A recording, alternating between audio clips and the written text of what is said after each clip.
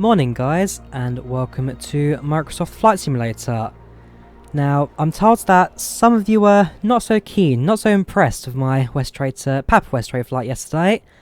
And so, yes, I'll listen to you. We're flying the A320 today, and flying in Norway. So, welcome to Tromsø, and welcome to our flights to Oslo. Flight today is Scandinavian 4409er, so flying from Tromsø to Oslo, like I say. In reality, flight's done by a 737 with SAS, but we don't have 73 in the sim, so use the next best thing, which is a 320. We're going to do full cold and dark setup, we're going to do the FMS operations today and all of that as well. So, without further ado, we'll go right into it, shall we? In terms of aircraft operation, we'll be using SimBrief for all our flight planning, so that is the waypoints, the altitudes, the fuel calculations, all of that stuff. So, SimBrief using today. As I said during my video in Brazil, at some point I will be doing a dedicated video on the platform showing you how you can use the information within Flight Simulator.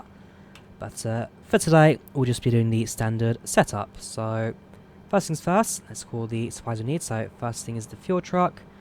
Then we'll connect the jet bridge to the aircrafts. Once you've called both of those, we'll then start messing with the FMS. That means setting up our flight plan today. Not too many waypoints. It's not a very long flight today. It's about an hour and 40 minutes of airtime. So it shouldn't cause us too many problems. Jet bridge connection is 6. I have muted ATC as well and all that, so we have essentially deactivated it. Shouldn't cause us too much of a problem. Right, well, first things first. Initialization. We are departing from Echo November Tango Charlie to Echo November Golf Mike. So it's Oslo Gardermoen that we're going to today. Let's quickly clear the master caution as the door is now open. Return that since we don't have any company routes today. Our cost index is 36 with our cruising altitude at 30,000 feet today. Next thing, we need to set up the centre of gravity, which we shall do after the fuel arrives as well, because we do need to have that number in our program as well. So while we do wait for the fuel truck to arrive, a chance to have a look around the scenery at this airport. It is evening, the sun is setting at the moment, so we do get to enjoy the sunset over the fjords. And, well, let me tell you, this is going to be a very pretty flight today. We've got another aircraft to our right hand side, that'll be at gates 1.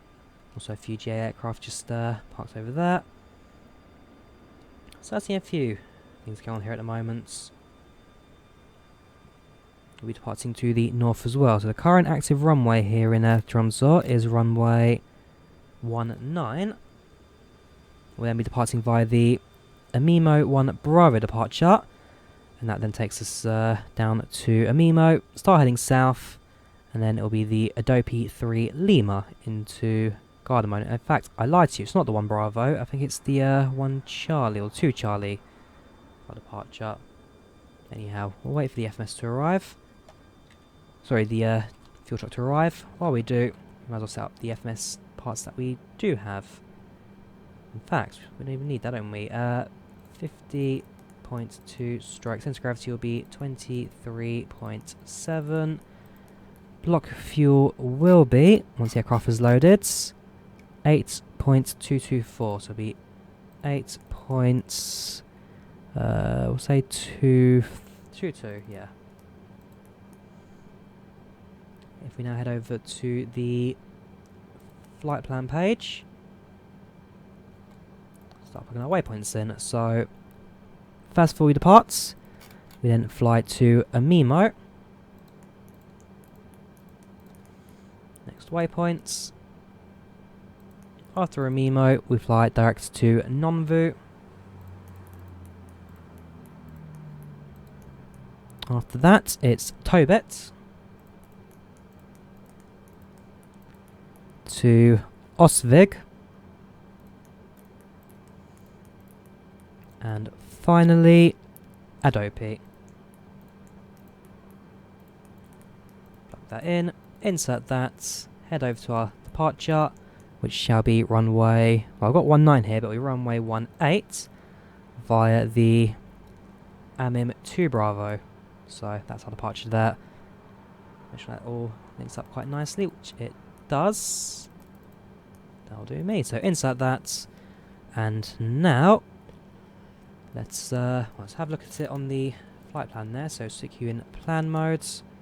If we zoom out, it's relatively straightforward. You pretty much just depart and do a U-turn, isn't it? Let's quickly confirm as well that is the right one. So 18 via. Yes, no others, so it's going to be the AMIM 2 Bravo. Right, so that over and done with, we now want to take a look at the performance page. So we'll be using 2 degrees of flaps on takeoff since it's a very short runway here. Flex to temp is 79 with our V speeds today at 127, 128 and 134 V2. That's our takeoff sorted. Transition altitude at 10,000. Right, that's our departure sorted. So at this point, we're now waiting for the fuel truck to arrive, which is just pulling in right as we speak. While that arrives, also turn on the navigation and logo lights. Everything stays off for a couple more moments. And yeah, generator fault's fine, since that will be connected to the engine. Right, so fuel on board, we need 8,224 kilos, which is 18,130 pounds. 12, 16, 18, 7, 20, straight 39%. Of course, with 39% of fuel, will do us fine. Like I said, at some point I would like for the fuel numbers, or at least the menu here, to be slightly adjusted, so since to explain, we can just type in the amounts you need. It automatically splits it between the different fuel tanks. With this, it's still a little bit not quite there, at least for my liking. In terms of payloads, the passengers and weight, whatever, that's fine. In fact, let's just increase it slightly to maybe 50%. That will do. Let's close that. And yeah, set up the fuel pumps, since the aircraft has now been fueled up. Overhead's looking good. FMS has been set up. Stick you back into arc mode. We'll switch you to QNH, hectopascals, not inches. And let's get the METAR data right now for our departure. So, Echo November Tango Charlie METAR.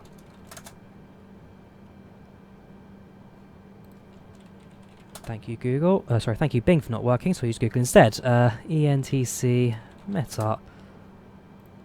So currently the QNH is 1011. There we go. Done on the flight director. Everything stays fine. Not quite sure why the engine thing there just flickers, but engines are currently inactive. Confirm that because the switches are in the downward position down below. Right, anyways, enough of that. Let's prepare the aircraft now for pushback and departure. So we'll turn on the strobe lights, go to automatic. Beacon lights come on to alert the ground crew that we are ready for push and start. We'll clear off the jetway, which is number 5. And then we'll be using Shift P for the pushback. And then directions we'll have to do via the menu, because again, some people say you can use the rudder to turn the aircraft left and right when pushing back. But for some reason, it either doesn't work for me, or I'm doing something wrong, because I haven't figured it out myself. And so, perhaps if maybe there's a beta test so you can actually tell me what I'm doing wrong, or tell me what key command I should be using, that would be greatly appreciated.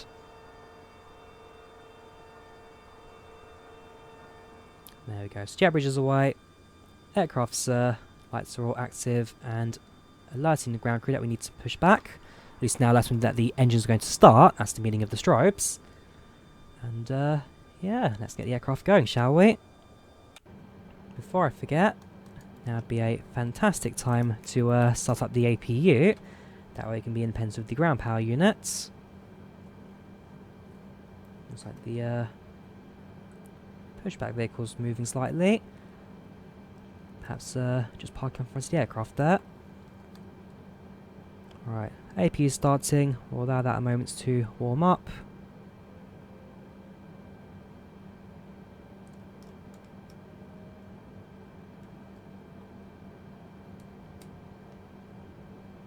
As soon as that becomes available, we'll then switch on the APU bleeds, disconnect from external power, and yeah, let's now start the aircraft's preparation. So press Shift P.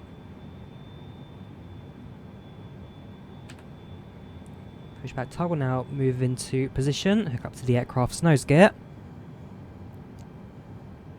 Current winds are 2 knots, heading 270, so, or 272. It looks like it's slightly changing the direction there. It's very direction, but stable at 2 knots.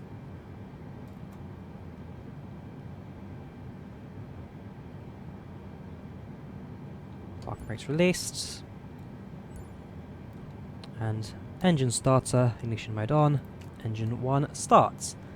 Must remember that this is an Airbus A320neo, and therefore you do start with the engine 1 first, as opposed to engine 2. Most aircraft, it's right-hand engine, then left, but operation of 320neo, you actually do the left engine first, then the right.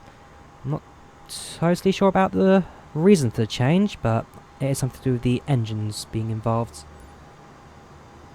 Right, so we'll start that up now.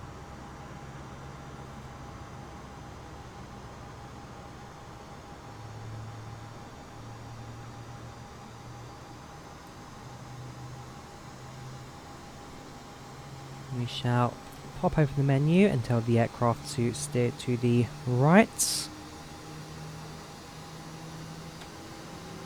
And then as soon as the aircraft is aligned with the taxiway, we'll then stop the pushback and take control ourselves. Right, engine 1 is active, start engine 2.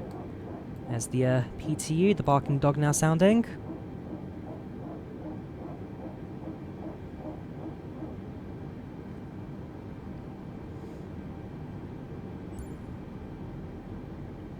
Just popping up the overlay 2 seconds, check my FPS, getting a very stable 35 at the moment. Any stutters I do get, pretty much is just opening the FPS tracker basically. You know you got a problem when the FPS tracker is causing you drop in FPS. Right, so aircraft's been pushed back, we have set the parking brake, flaps down 2, engine 2 is starting.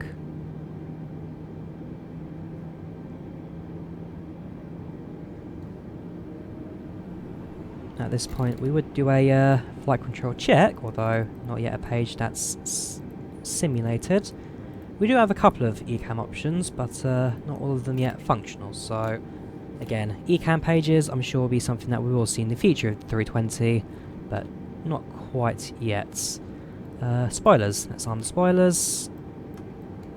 Engines are active, so we'll shut off the ignition.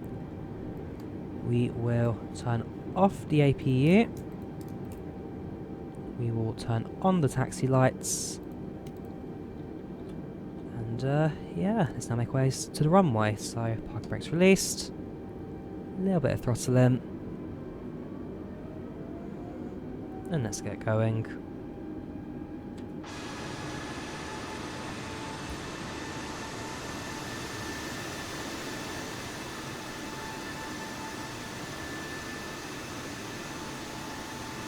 Flight time today is 1 hour and 35 minutes. This is our air time today. We've combined ground time as well. Expect around 2 hours, because once we do land in Oslo, there'll be a little bit of taxiing for us to do. Get those light poles for some reason right in the middle of the taxiway there, so we're going to taxi a little bit off centre, just to try and avoid some of those. Otherwise, it's not very far to the runway now. We shall be turning left here. No, we'll go to the next one. I'm just looking at the aircraft there parked, but I think there is enough clearance for us to squeeze past without having to use that too much. We will have a backtrack. We will be using the full length of the runway. Sierra Echo Romeo Oscar Charlie, being an A320neo as part of the SAS fleet, so we are going to be using active tailcode for the airline, but once again, no livery just yet. don't anticipate deliveries to arrive from Microsoft Flight Simulator until after release. So we have seen the Iberia livery in the trailer. We also have seen United Airlines in the sim as well, as part of the AI aircrafts. And therefore, certainly when it does release, we'll see a few of the real airlines appear. Right, landing lights on. To let you to take off as well. Quick check of the runway, make sure no one's approaching from the right-hand sides. Nobody's approaching in from the left. Runway is clear. And also look at the bounces right there. It's going to be a nice roller coaster run, that. Alright, engines up. We'll make a right-hand turn, spin the plane around, and then depart.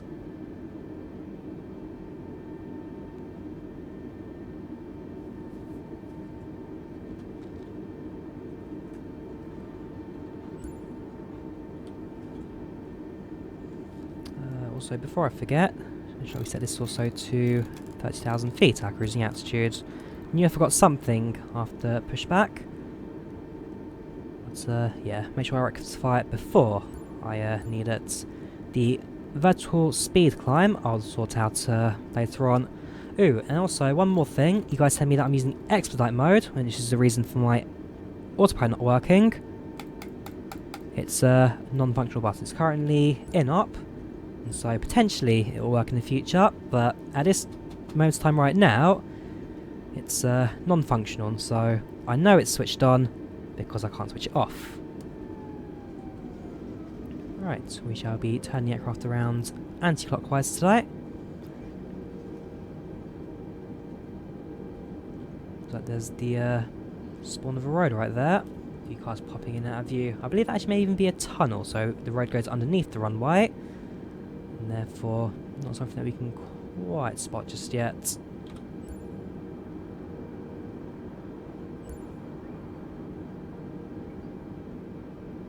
Alright, let's line the aircraft centre to the runway. I'm just looking at the mountains now, just around the airport. It's going to be a very pretty departure, this. Right, engine up 50%. Both engines are stable. Set to flex.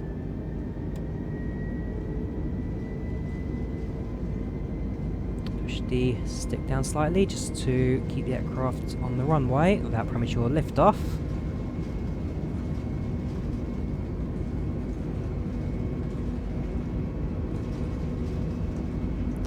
V1 rotates.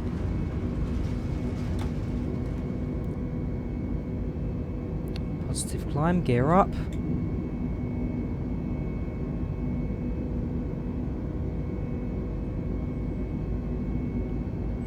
We'll fly the aircraft out straight for just a couple of moments. Allow the aircraft to clear the mountains first. Then we shall start the left-hand turn. But look at that. Ain't that pretty?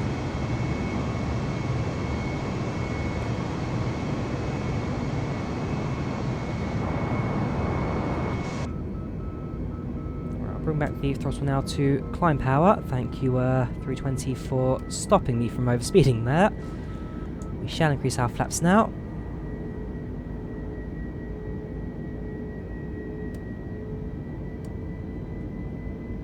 Flaps up entirely.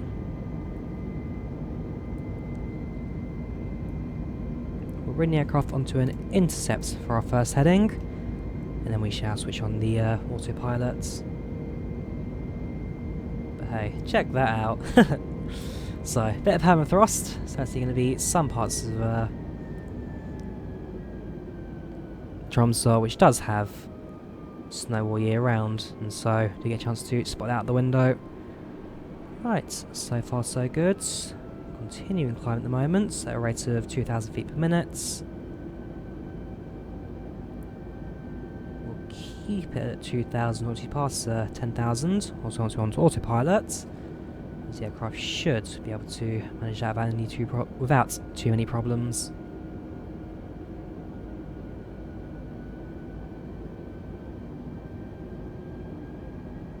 But hey, how pretty is that?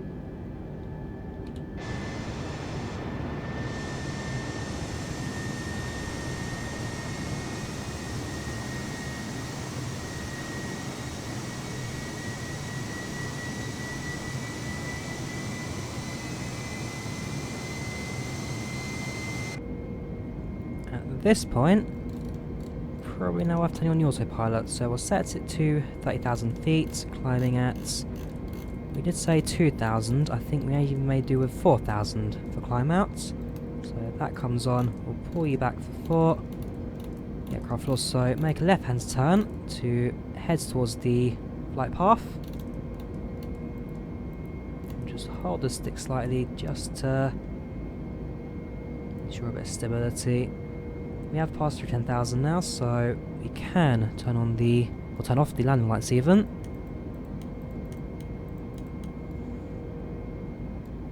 And at this point, bar monitoring the airspeed and altitude, I can now pretty much relax until our descent. We've got a right hand turn coming up very shortly, that'll then to be getting the aircraft on track. Left hand side, should be able to spot the airport just below the clouds. There we go.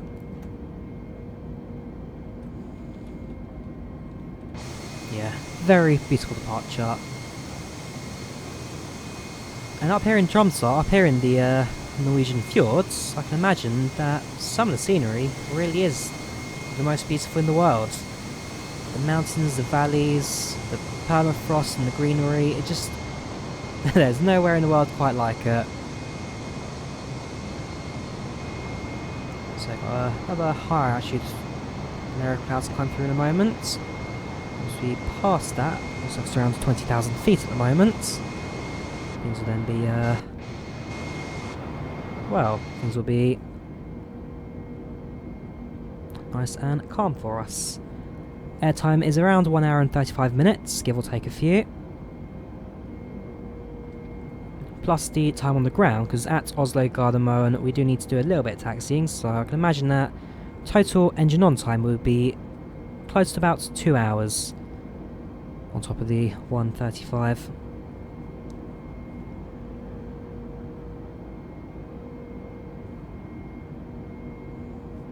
I must say, being a pilot truly is one of the best jobs in the world. Knowing that you can wake up, knowing that your office will consist of this scenery in front of you.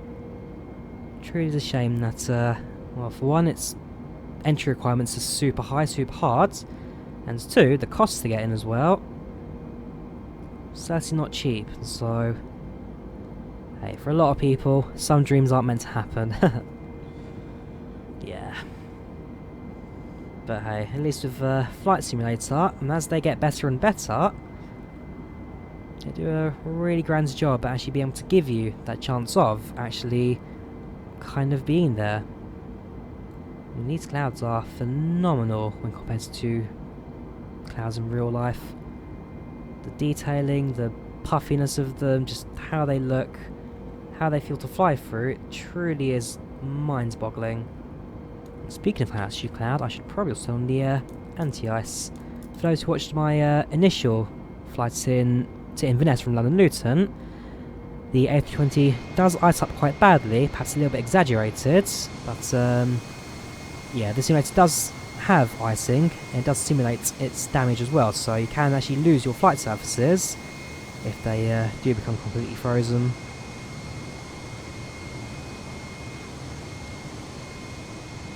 And so that is something that I'd prefer not to deal with today. I'd quite like to get there in one piece.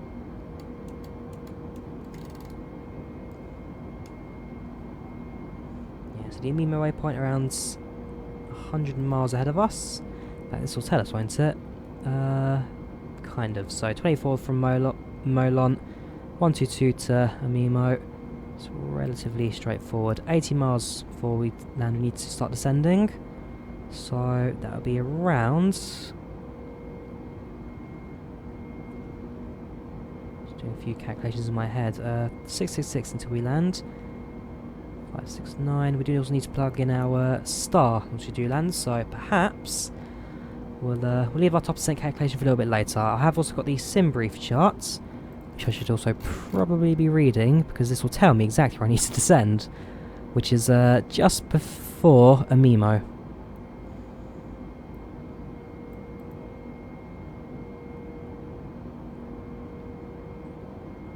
There you go, so I've just popped up the thing on screen. And as you say, it's around a Mimo who needs to hit our top of descent. I lied to you, sorry. I'm looking at the wrong way around. It's at Oslo we need to descend. Yeah, looking at it the wrong way around. Normally it's from left to right, but for this case, for some reason it's right to left, the flight profile. Very interesting. Okay, so yeah, Oslo we descend, and then bring the aircraft into land. And the star should still be the one that I selected, which will be the Adobe 3 Lima. Just coming up to 30,000 now, 300. As you can see, the aircraft is still rocking from side to side, left and right ever so slightly. It is a bug that Asobo are completely aware of, and they are currently in the works to repair it. And so I'm not quite sure if it will be done before release or not, but in the week they sent out a thing to all of the beta testers, kind of say what's happening and what's going to happen going forwards when Simulator does release. And one of the things that was pretty much at the top of their list sort out the autopilots for the different aircraft. So it's nice that they have listened to us. And actually I will say, throughout the entire development process, Asobo have been very good in responding to us and actually making fixes based on what we say.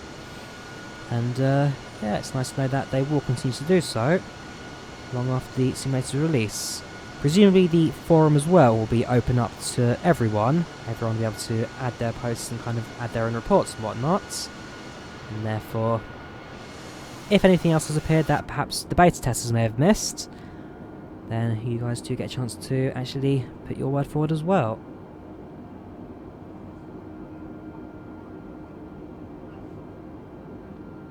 As I say, our flight plan today will take us over the city of Oslo as well, so you get a chance to spot the capital. And I have been to Oslo twice myself. I went there in February of 2019. I also went in January of 2020, so certainly I've had a little bit of an eye around. And I should be able to kind of give you an idea of how good it looks in the sim as well. I mean, given I've also seen it from up above as well, so you can actually climb one of the mountains. Well, it's not really climb, you can just take the train up there. The Oslo Metro has the highest difference between the lowest, deepest level station and the highest station, because the Metro Line 1 actually climbs the side of a mountain. Kragstotten, I believe it's called, if I remember correctly. Kragstotten. There's a nice viewpoint, and it basically overlooks the entire city of Oslo. It's also near one of the former Olympic winter sites as well. One of the ski jumps in the city, and well, it is a beautiful spot. If you ever do go to Oslo, take the number 1 train to the end of the line, have a look around the winter skiing place, have a look around Kragstotten, because it just is phenomenal looking down below the city.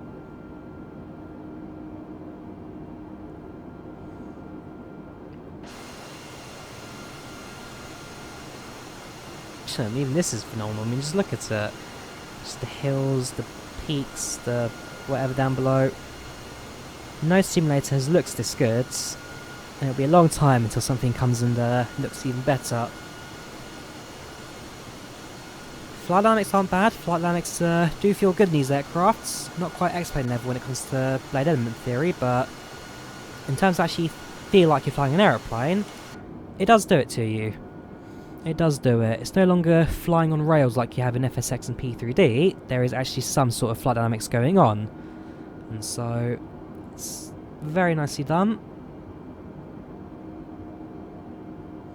And yeah, you really do get both the eye candy and the aircraft capability. And the GA stuff, like I say, is spot on. If you want to fly something low and slow, then the general aviation aircraft, the prop aircraft, are just fantastic with what they do both simulation-wise as well as flight dynamic-wise. I have been putting a lot of practice into the A320 because I know that my landing at Inverness was, well, my landing in Inverness was heavy, and I feel like I was overdone with the San Fran one. I mean, I do thank you guys for being very open about my go-around when I had the issue both with the ILS as well as the clouds coming in, because while some of you said that it was unrealistic for the clouds to appear so low to the ground, that is very much what the weather is like in San Francisco during the summer. Because of it being super hot, super dry, right by the deserts of Las Vegas, San Francisco in California, the Pacific winds, the Pacific coastal clouds will actually come over the city, and you can have it from beautiful, clear skies, sunny, to thick fog right in front of your face within a matter of seconds. San Fran is known to do that, and the simulator actually did a very good job in simulating how it actually looks in real life as well. So, the San Fran weather, spot on. Even right now, this looks phenomenal. But yes, I feel a little hard done by, because what happened there is on short final, if the aircraft's not straight, the controls do lock up a little bit, and as a result you can't actually roll the aeroplane left or right. You're kind of stuck at whatever awkward angle you're at. I did well to recover it and land just about on the two wheels at the back, but still some work to be done, both on my side learning the aircraft, and also on the Sobo side to kind of just tweak the flight dynamics a little bit. But bar those two, things should be a lot smoother today. And during the week as well, I will try and do a few more A320 flights. I've done a lot of low and slow, but I know that you guys are certainly interested in more of the 320 operation, and also the 747. I haven't done any of the 747 yet. I have got a route in mind, and so it's just a case of actually finding the time to do it, because it's a bit more of a longer haul, but not terribly long haul, because I don't want it to be too long, and therefore kind of just take time out, especially over water. As much as I'd like to do London to New York, and I know that I've had a lot of suggestions for it, the problem with that right now is that it's a 7-hour flight, of which 6 of the hours you're flying over water. And so why am I showing you guys the best of Microsoft Flight Simulator in terms of its scenery and graphics and the world map below, and well, I'll give you a 7-hour flight of just water. You guys deserve better, that's for sure. Because I want what's best, both for the future of the simulator in terms of showing off what it can do, and also what you guys get to see before the sim does release in just over a week. There's 9 days to go now, until Tuesday the 18th of August. 9 days to go until you guys get your hands on the simulator. In fact, yesterday, a lot of people did comment that Microsoft had now charged them for the simulator, so if you pre-ordered it, Microsoft actually collects the pre-order money until 10 days before the actual content releases. So as of yesterday, if you pre-ordered Microsoft Flight Sim, you have now been charged.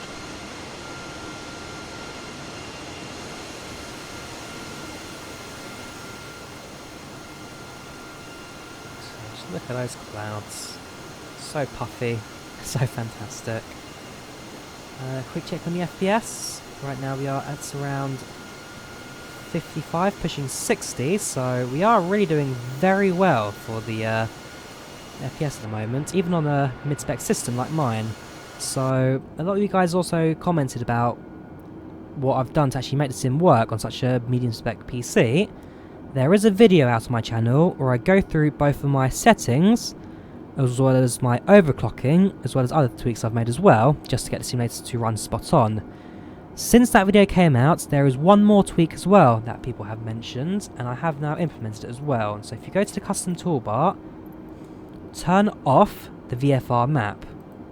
I've completely killed it now, so it's not going to appear anyway, so I can't show you what it is, but if you turn off the VFR map, that alone can save you about 6-7 FPS, maybe even sometimes more, if VRAM is your limitation. So if you've got a graphics card with 6 gigs of VRAM or less, then by turning off the VFR map, you've actually jumped up by about 10 FPS right there. So it's something that I would highly recommend. I also need to say a massive thank you to the guy who told me about it. I've gone and lost his name. Where is he? I know him from a couple of Discord servers, so it shouldn't take me too long to find him.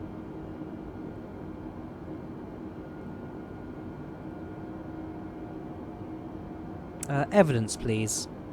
That's his name. in a couple of flights in Discord servers, so if you spot him, then please send my thanks. But yeah, just the amount of frames that the VFR map saves is just, again, crazy. It could do a bit more optimization, it could do a lot of rework as well, because it's not fantastic for what it is. The X-Plane minimap certainly does a lot more in terms of actually giving you the waypoint information, the ILSs, the frequencies, all that kind of stuff. The VFR map here, while it does show you your route and it's nice and cute in the system as well, just needs to give you a bit more information. And that's actually another thing that Asobo have done recently as well, which is talk about what modes do we want to see in the future, what do we want the map to do going forward, just giving us the optimum simulation of what we need. So that means like VFR waypoints and airways, that kind of stuff, high altitude, low altitude, all that kind of stuff that I certainly would very much love to see. And hey, this 320 swaying as well, I'm sure would be much appreciated to be fixed.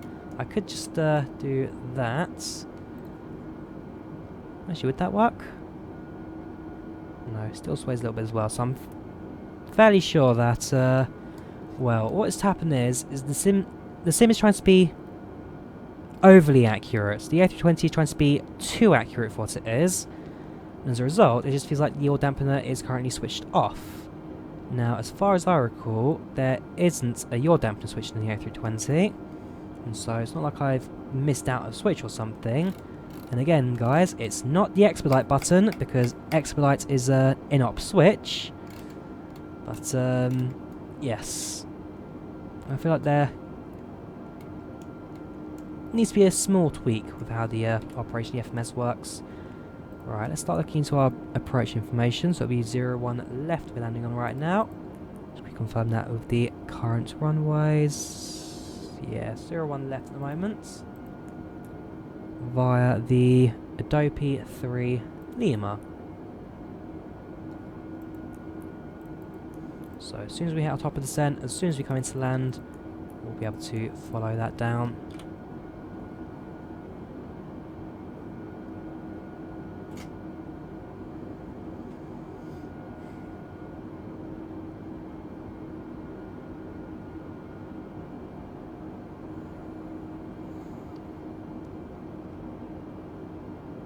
So far, I have been truly impressed with what Microsoft Flight Simulator has to offer, both from a scenery perspective and a simulation perspective.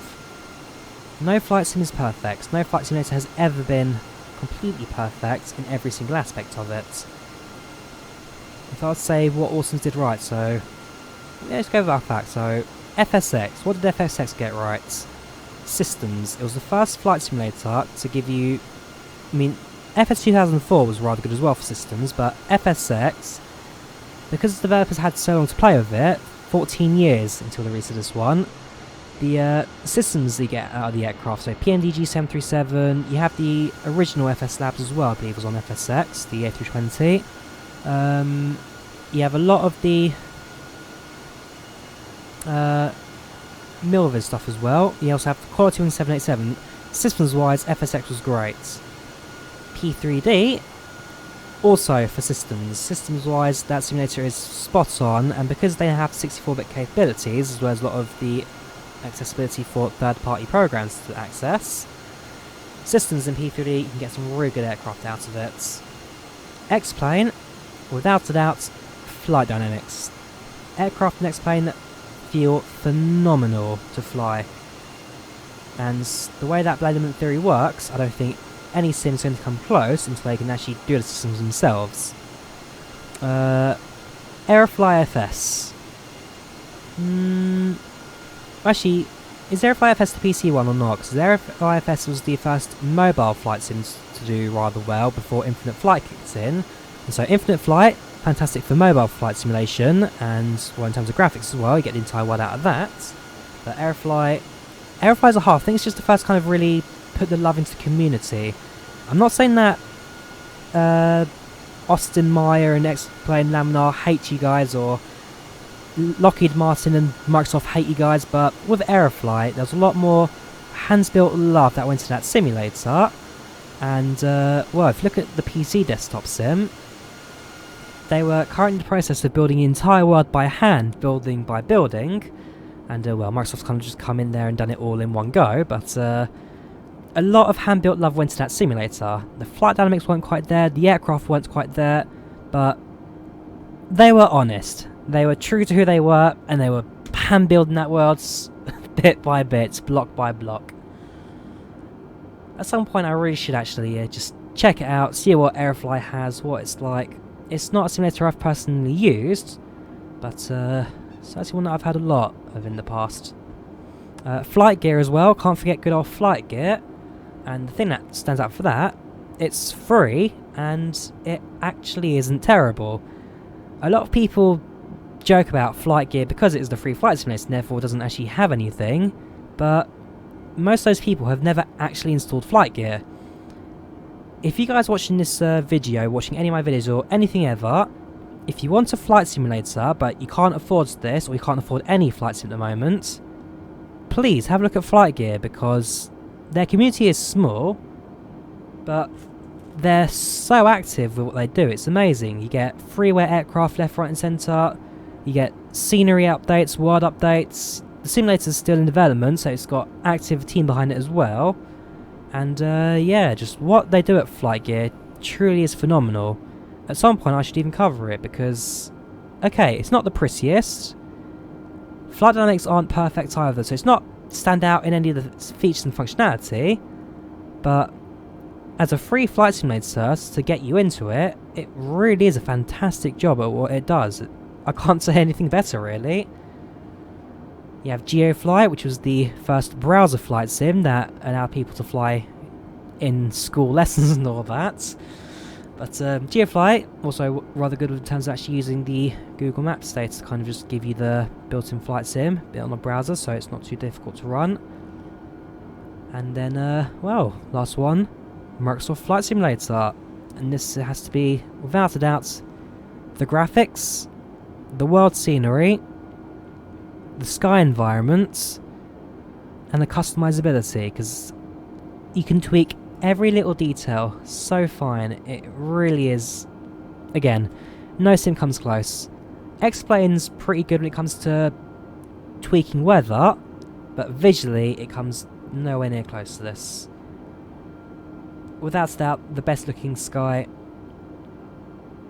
and the best feelings, the best feeling sky will be Blade Element Theory, but best looking sky for sure in any flight simulator. And it really just shows. Well, I hope you guys enjoys that really boring overview of every single flight simulator that ever exists.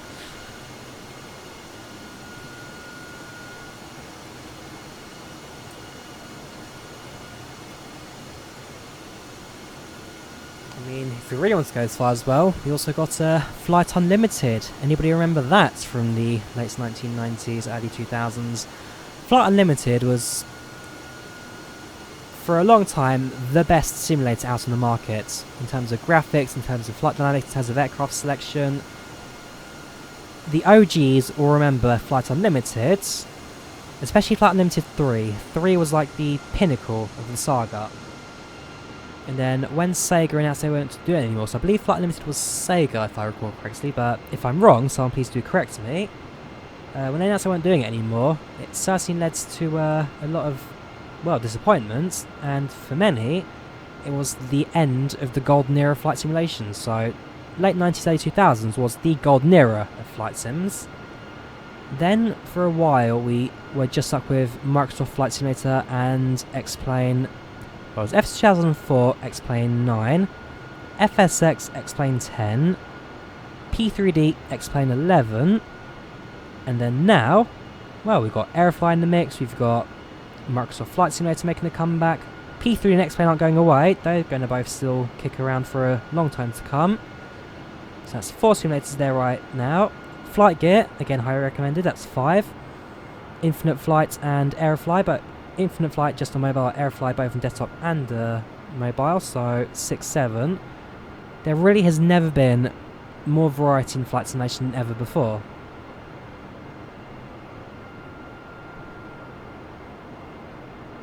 And who knows where the market could be in another 5, 10, 15 years' time.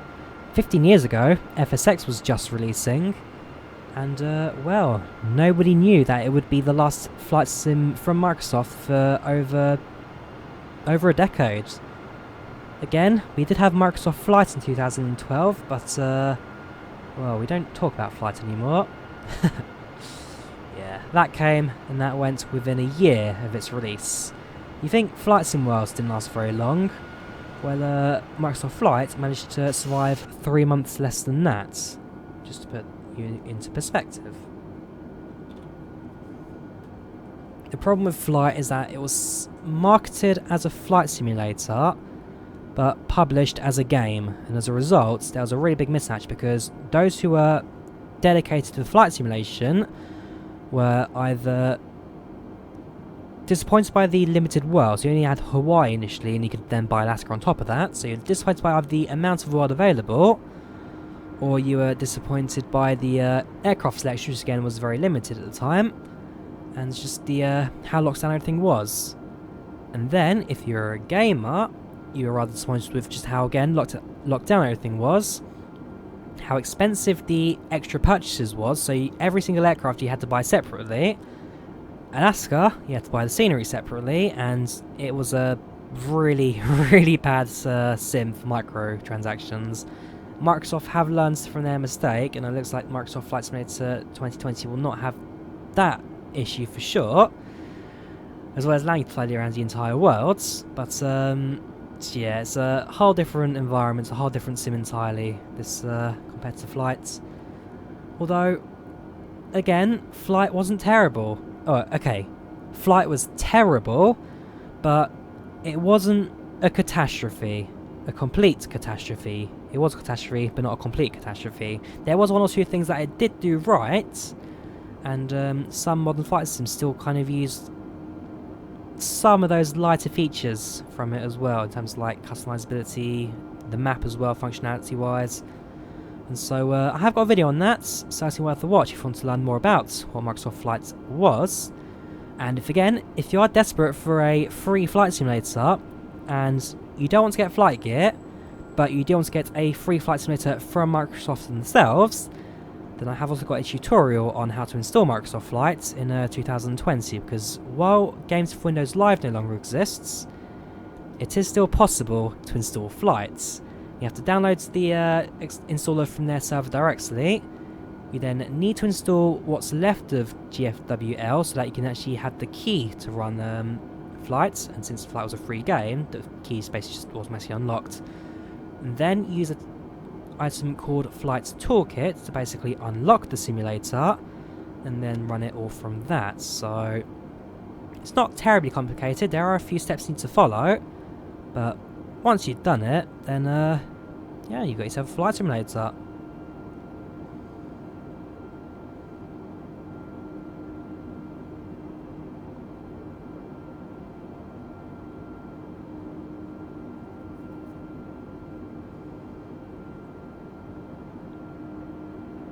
So far, so good. Just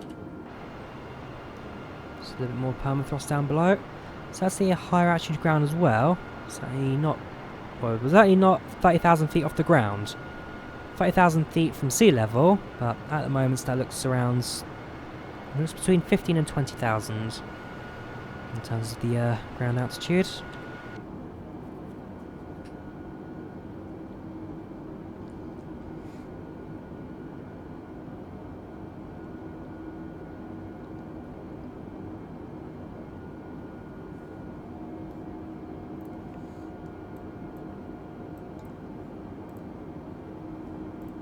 We've been flying now for about 45 minutes, and so an hour or so until touchdown. Next waypoint we're coming into is Nonvu.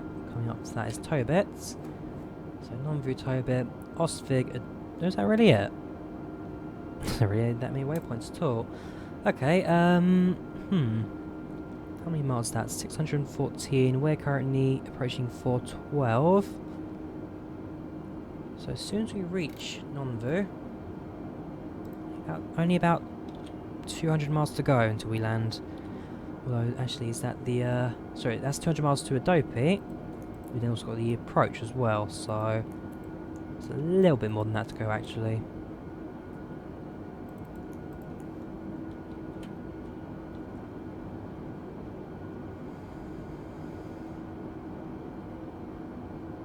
Now, about this evening's premiere as well. So, right now we're flying from Tromsø to Oslo.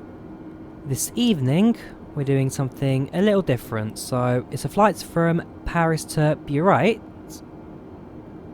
Burat. I don't know why I keep mispronouncing that place, and I just can't remember it. The capital of Lebanon, Burat. Beirut even. I don't know why I keep messing that up. Beirut. Yeah, so we're flying from Paris to Beirut. And the purpose of that one is actually to raise a bit of money. So it's going to be a charity premiere. Normally it's a charity live stream, but because it's not out yet, it's a premiere. And, well, there's a Tiltify link that will be in the description of that video, as well as in the comments and pasted a few times during the live chats. And essentially... yeah, we're going to try and raise a bit of money for the British Red Cross, who are currently in Beirut right now supporting those who are displaced. And, yeah, it'll be a nice idea to kind of just raise a bit of money and actually help those people out as well. So, I've turned off the ad revenue for it, because I don't want to earn a penny from that. It's wrong for me to earn from it, but at the same time, I want to be able to help. So, we'll fly to Beirut, we'll raise a bit of money, we'll send that off to the British Red Cross, and, yeah, see if we can try and make a change in the moment. I mean, it's terrible what has happened over there, the explosion last Tuesday. And sadly, there's still a lot that hasn't been straightened out since. What's that? Just under 300,000 people displaced, homeless. 5,000 people injured. Over 150 killed.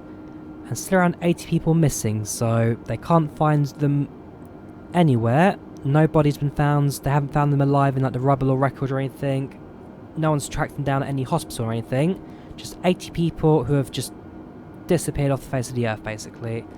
And so, with the British Red Cross, they're currently over there supporting in terms of like supplying food, supplying water, beds and tents for people to sleep in while they rebuild the city.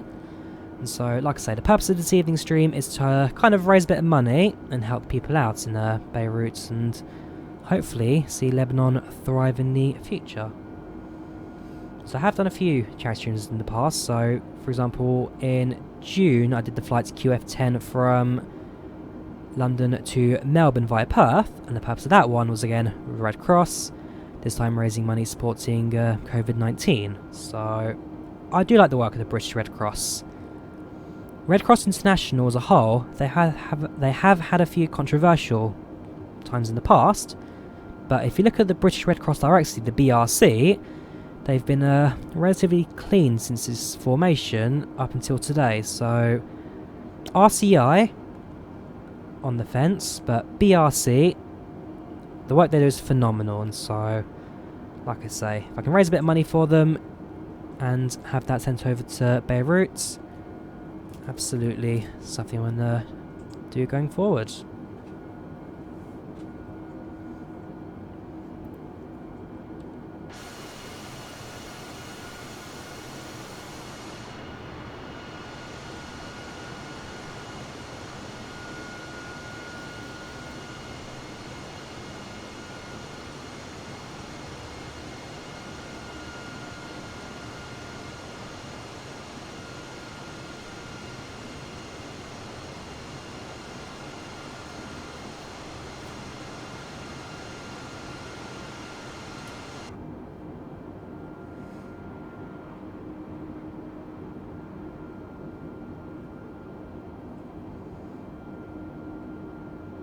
Very good flight so far.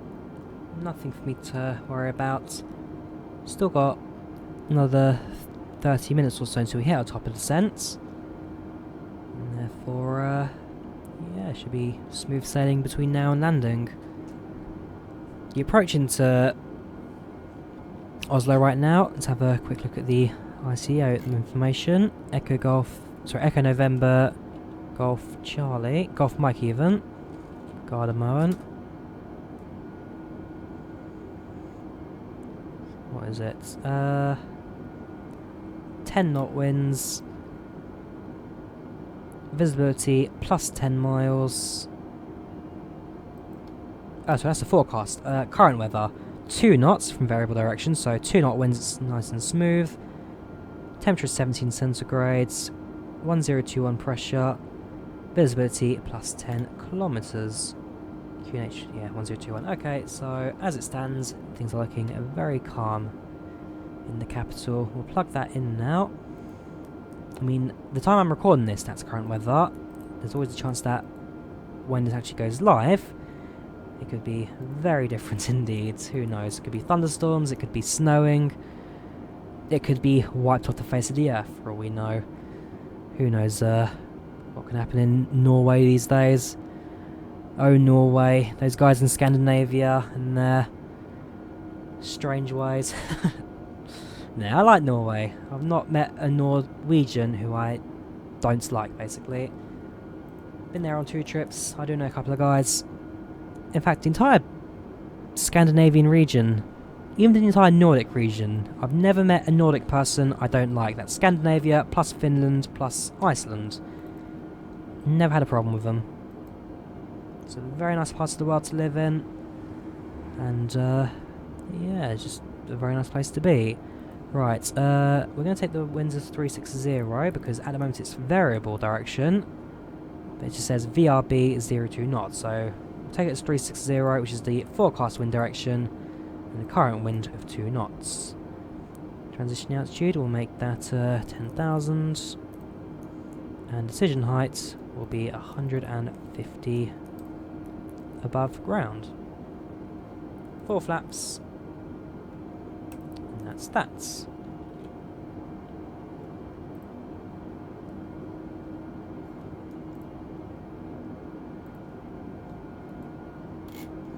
a quick check again of the flight plan in front of me. It's nice and stable.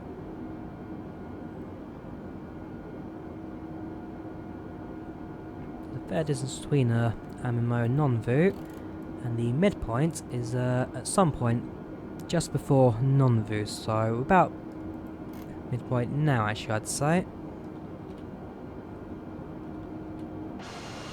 Now we tell from scenery, from me up here, it's all just hills and mountains, it all looks pretty much the same. I'm sure someone who's a bit more local to the area could probably pinpoint exactly where we are. I mean, this is satellite imagery at the end of the day, so you can actually track this flight right now on Bing or even Google Maps and get an exact position of where I am based on the mountains down below. It's not difficult, because I know that a couple of people during the premieres have actually said in live chat, hey, I'm tracking you now on Bing Maps, which I just find that amazing. So accurate, people can follow you without the need to actually have an online tracker. It's not Project Fly or anything. At the moment there aren't too many add-ons compatible, but since Microsoft Flight Simulator does use what's it called? SimConnect. Any add-on that requires SimConnect, you can actually run.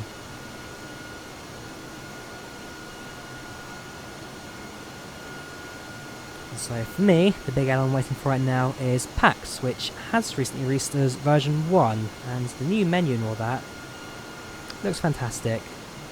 The guys at TFDI, got a massive amount of respect for them. The work they do is fantastic. The 717 I love, the MD-11 I'm very excited for. And yeah, just I like the guys at TFDI. They do a lot of really good stuff. PAX, one of my favourite add-ons. It used to be FS Passengers I couldn't fly without, but it has done a really good job at filling the void for me. It's found that gap in my heart and it has filled it eventually.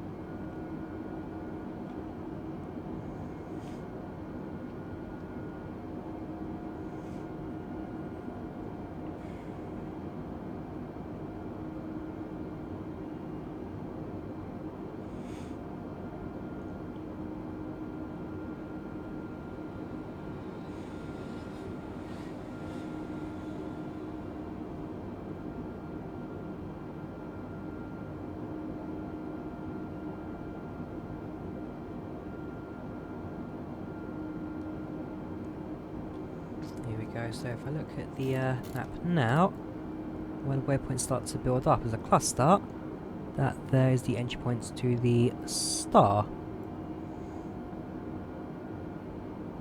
So Adobe will be just off the map right now. Let's go to nav mode. No, it's plan mode, sorry, which shows you it's beyond the points. So there you go. We're at a Mimo. That's a Mimo. That's our aeroplane there. About midpoint between the two waypoints. Let's go down to step mode. And zoom in. And that cluster there shows us our approach. We fly Osvig down to Adobe. Then it's Nivdu. Golf Mike 402. Insuv.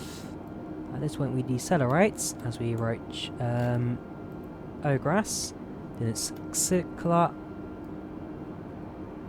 Foxtrot India 01 left. And then we land. Simple as.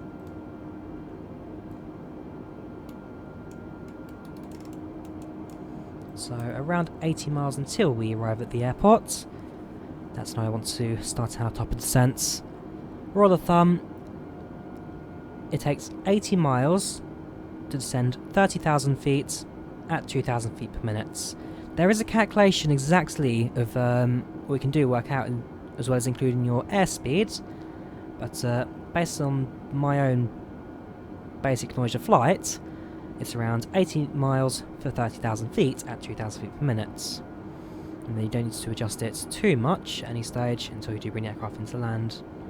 Like I said, there is a calculation out there, someone did send it to me when I did the Inverness flights, but unfortunately I have since lost that message. So I do apologise to that person, but I do thank them for sending it to me. And again, if anyone does have that calculation, then please do nudge my mind with it.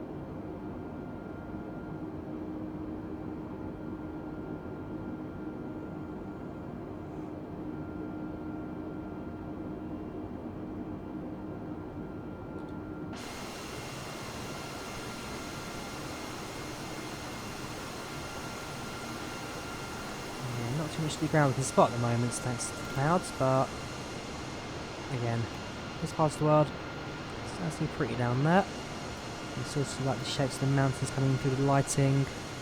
The sun at the moment is low on the horizon over there. It still should be relatively bright when we do come into land at Oslo.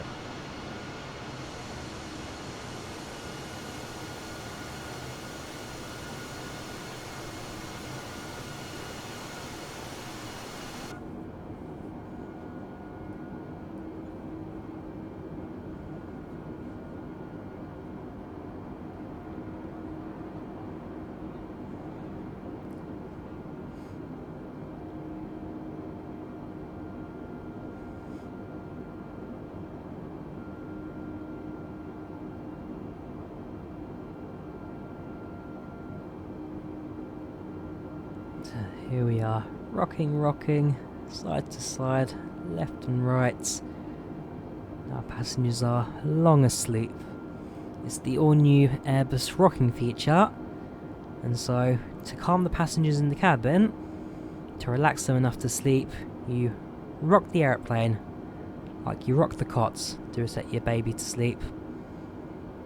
Airbus, for the greater good of passenger comfort.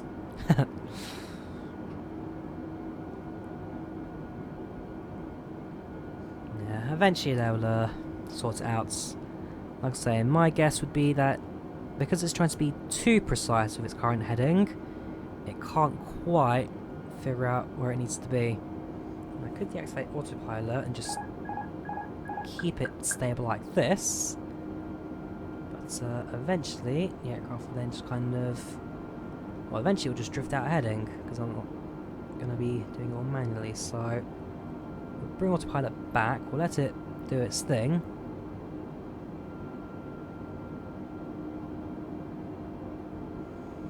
You can see it's an ever so slight tilt there, not as bad as it was before, but ever so slight.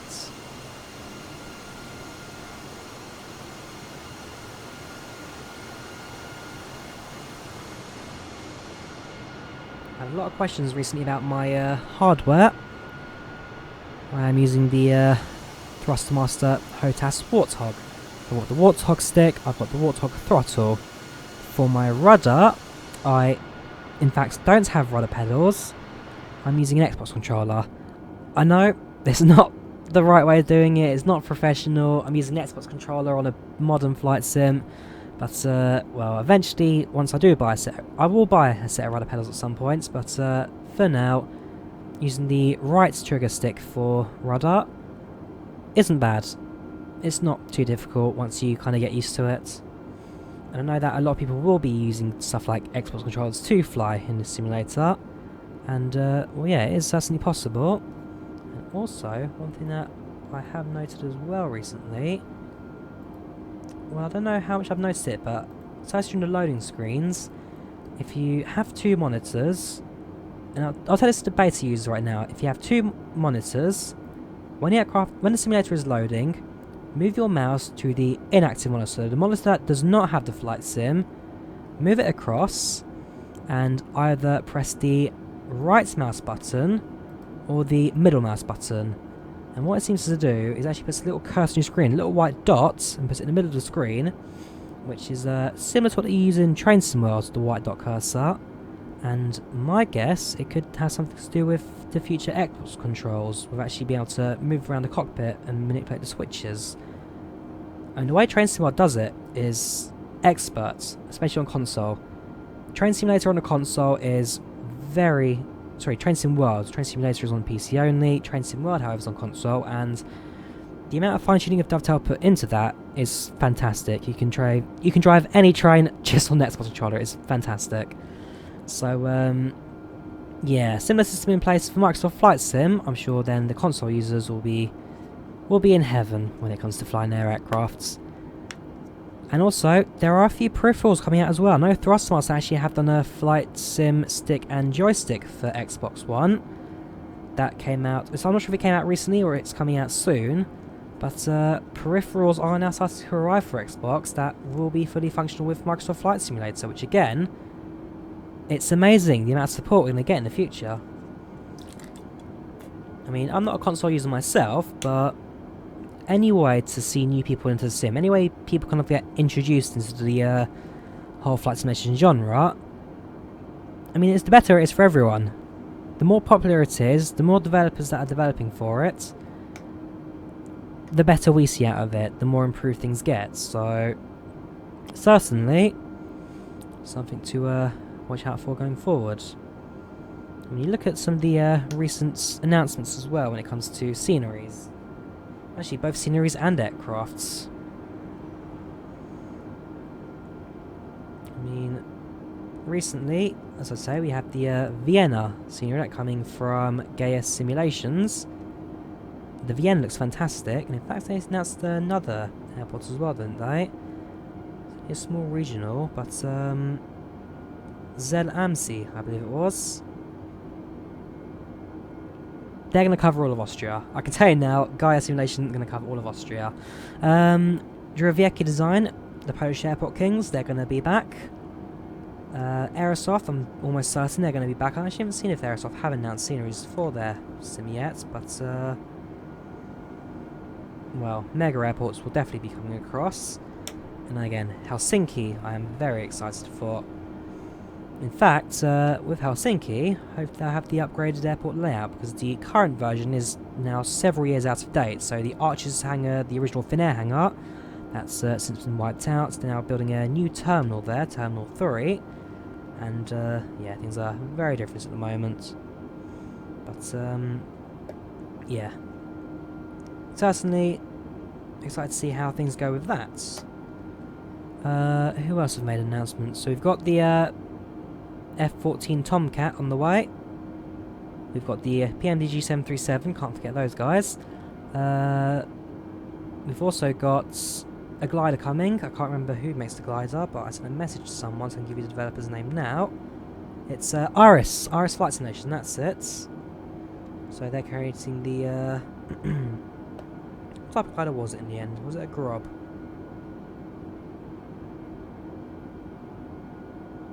The Grob Twin Aster, yes. So the Twin Aster, we've also got a Jybrew J170 and a PC-21 coming from them as well. So, all exciting stuff.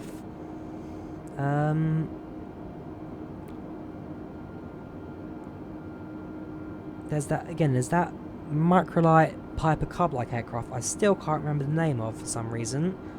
Let me find the announcement for it. I've mentioned it once before, and they deserve to get their name out there, so I will do so. Milviz announced the DHC-2.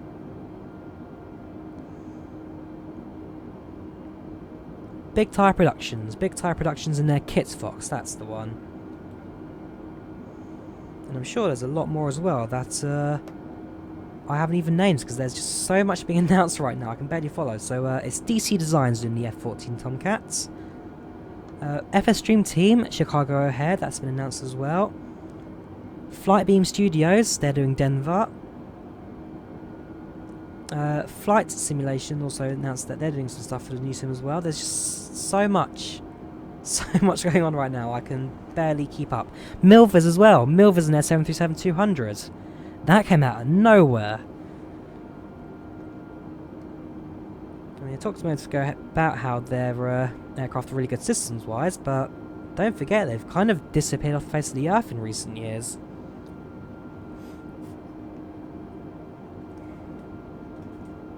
Alpha Foxtrot Tango, I believe, was also a big name once in 2004 FSX. Made an announcement again that he's coming back.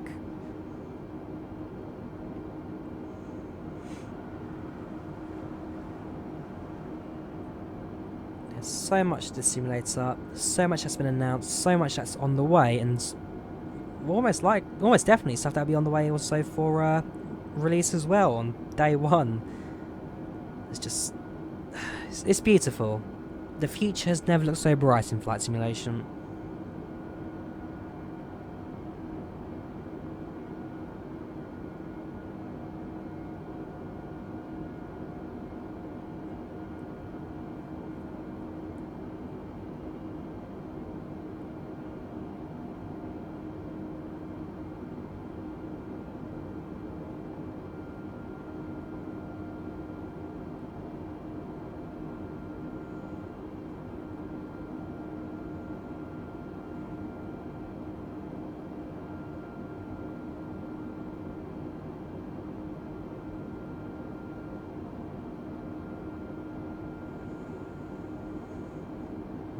In a couple of minutes, when you start thinking about our descent plans. We're now about to arrive at Nonvu, so a couple more waypoints till we reach our descent.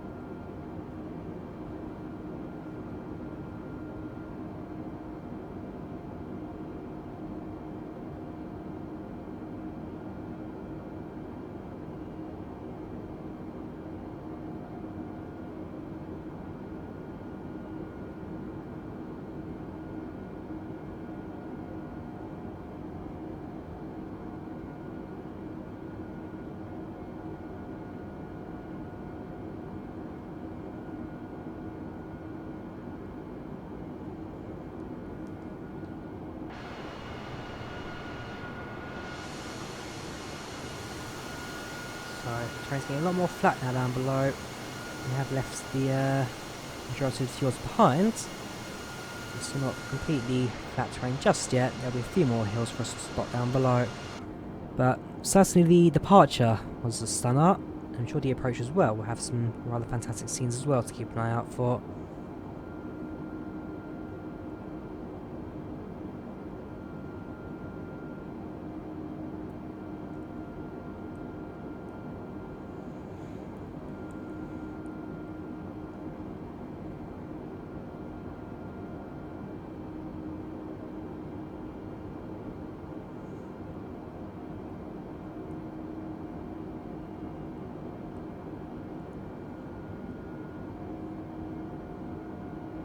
Oh yes, and actually one thing I want to say as well, you guys are very, very mean. I apologise for my voice. I know it's not the most fantastic sounding voice, but hey, it is what I'm stuck with, so if my toning's slightly off, or how I pronounce words is slightly off, or just how my accent sounds is off as well, I do apologise. It's a mix of Midland English and Eastern European with a bit of London thrown in as well. I do. I'm not taking any hard things from it. Some people have said they liked it. Some say that they find it really calming. Others say that it's just annoying. So you win with some, you lose with some. But hey, it's softer certainly than the standard British voice, that's for sure. And yeah. It's what I'm stuck with, so deal with it. I'm only messing around.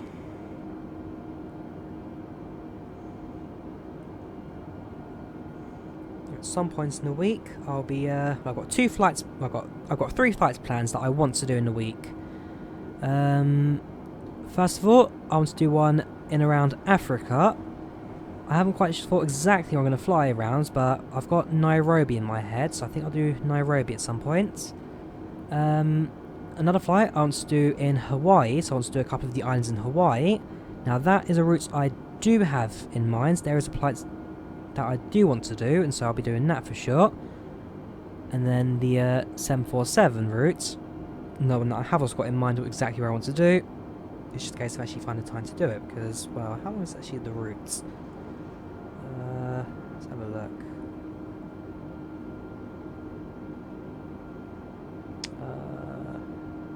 That's it.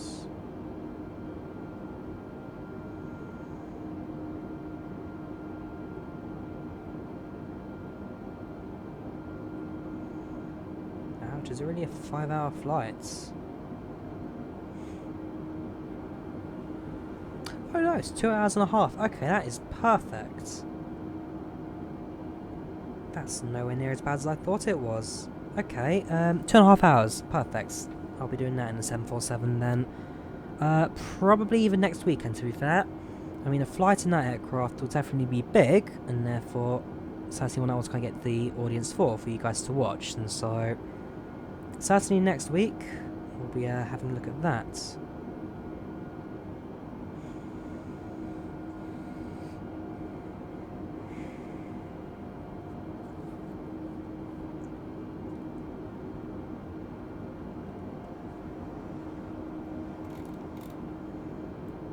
There's Osvig, there's our top of descent.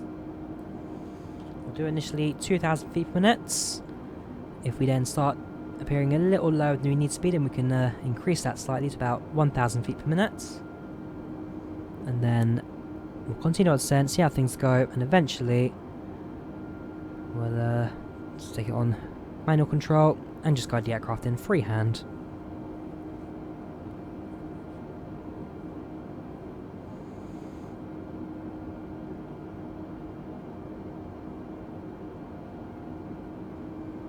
Winds are only at 2 knots at the moment, so do a quick METAR update.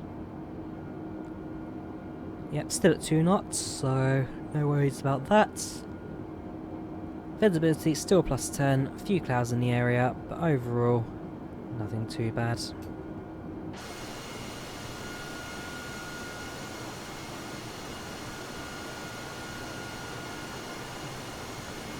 There we go. Airbus A320, Sierra Echo, Romeo Oscar Charlie, Sayrock. And if you're from the UK, then you've almost certainly at some point drunk Ciroc in your life. I think that's kind of the main reason for that tail code, it just sounded funny.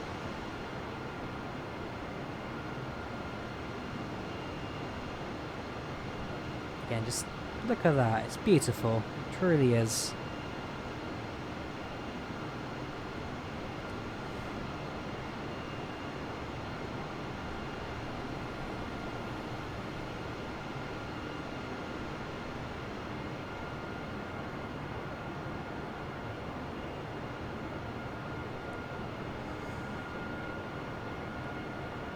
It's been just over a week now since I've started doing Microsoft Flights and Gameplay.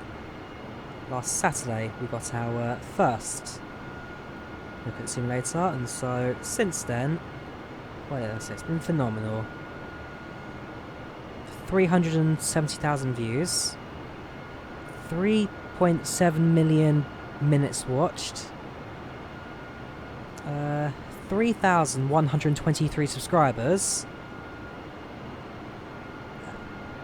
I mean, I've just been blown away with the amount of support you guys have showed me, and I really don't know how to thank you for it, because it's just been so unexpected,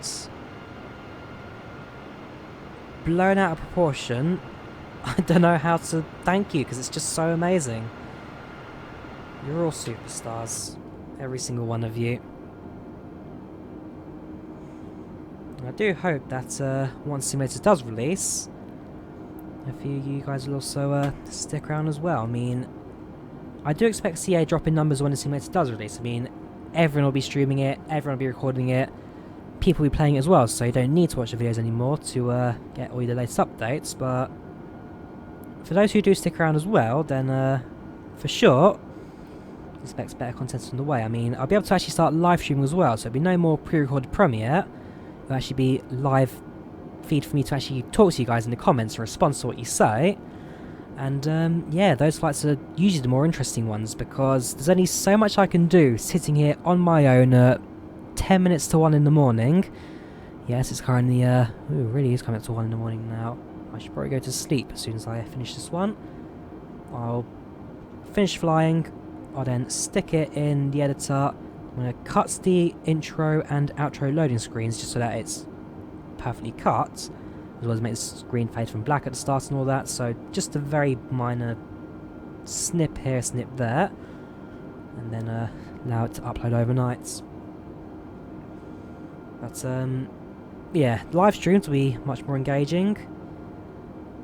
It'll be less me rambling on for 2 hours at a time where I'm trying to think of what to say, because there's only so much I can think of right now, and eventually I'll run out of things to say.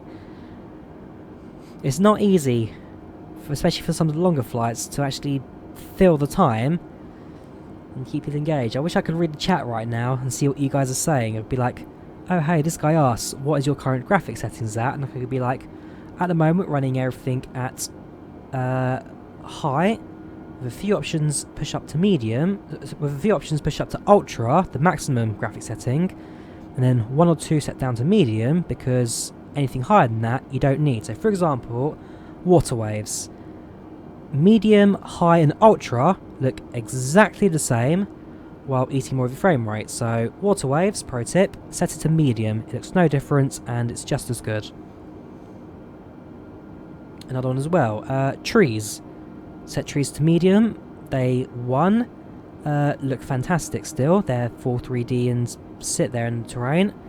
And 2, again compared to high and ultra, okay, they do look slightly better. They're more leafier, there's more objects coming out of them.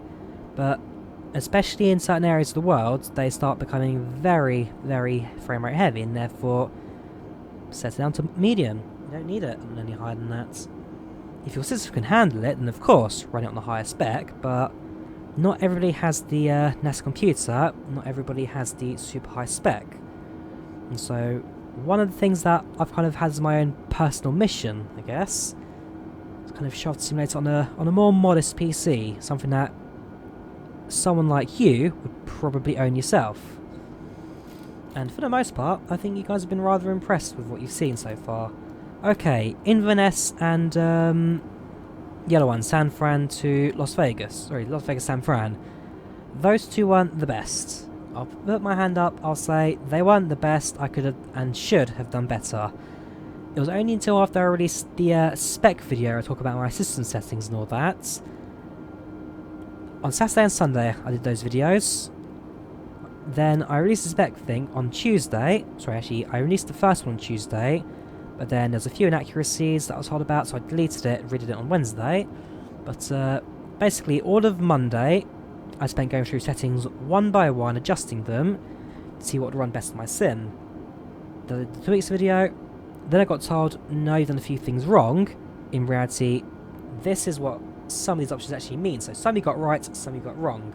The ones you got wrong, here's what they actually do. And then that kind of went out for the V2 of my spec video. And as a result, now that makes this look a lot better. I mean, look at it right now. These clouds are phenomenal. Look at it from the top down. Okay, it's different layers. I can't really see the ground anymore, apart from just the odd patch here and there. But still, it's phenomenal. There you go, there's a bit of a break over there. In a couple of minutes, we'll start our top of descents. We'll be able to keep an eye again for the lower scenery as well. The intercept into one right at Gardermoen is 3,500 by the looks of things. So we'll bring it down to 3.5 and then we'll see what goes the rest of the way.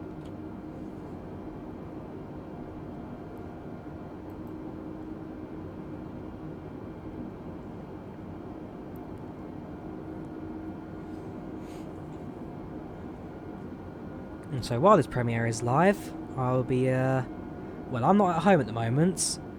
I'm home right now, but in the morning I won't be at home. I'll be out doing some other stuff. So during Saturdays and Sundays I volunteer at a railway. Not a driver yet, but I am guarding. I start driving hopefully next month or two, with social distancing rules in place as well. So we'll see how that goes, but yeah. Something I do to kill the weekends, I certainly enjoy it. And going forward, hopefully something I can do a bit more with as well. But at least with the premiere, I can be a little more relaxed as to what time they start and finish, as well as try and kind of match it to the times that you guys are active. So YouTube analytics tell me like what time my viewers are on, and so what I do is I then publish stuff around that, therefore you guys get to see as much of it as possible. There's no point setting a premiere at 3 in the morning if nobody's watching it, but at the same time, if 100% of my viewers are on at 3:30 in the morning UK time, then, well, it'd be worth actually doing it, because you guys then get to enjoy it live and get to see what's going on at the moment as well. There's a lot that YouTube Analytics does tell you, and if you can analyse it properly, then a lot that you can do as well. Just unfortunately, the upside is that I've really had a load more views and a load more subscribers and all that. The downside, because of how quick that has all happened, you guys have ruined my analytics. I mean, I look at watch minutes. If I set it to lifetime and look back at when I started in 2017, it used to be a growing line that goes up the screen as time goes on. A few drops, a few increases. But now it's just nothing, spike! In fact, I've just stuck it on screen now, my lifetime watch time. Before, it used to make sense. It was a slow increasing number that over the years I could keep an eye out on, see how things were changing, see what I was doing right, see what I was doing wrong. Now it's just nothing. Done. And so again, while I do love you guys for what you've done for me recently, it has just been a bit crazy. Same with my view count as well. I mean, I'm on 1.97 million views as well. So I'm going to hit 2 million views by the end of the month, certainly, at the rate things are going. But while there is a bit more differentiation going on at the moment, we can actually see the view counts go up and down as time progresses. Once again, it's just low, low, low, low, low, low, low. Done.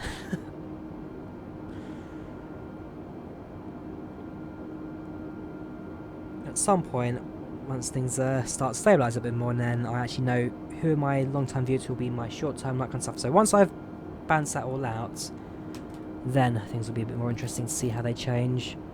Right, I do need to start thinking about descent now, since we are only 60 miles from Oslo, which is where we do need to start dropping. But again, thank you all very much for the support you showed me. I do hope that some of you do tune into the evening stream as well, and actually do consider donating some money towards the people in Beirut.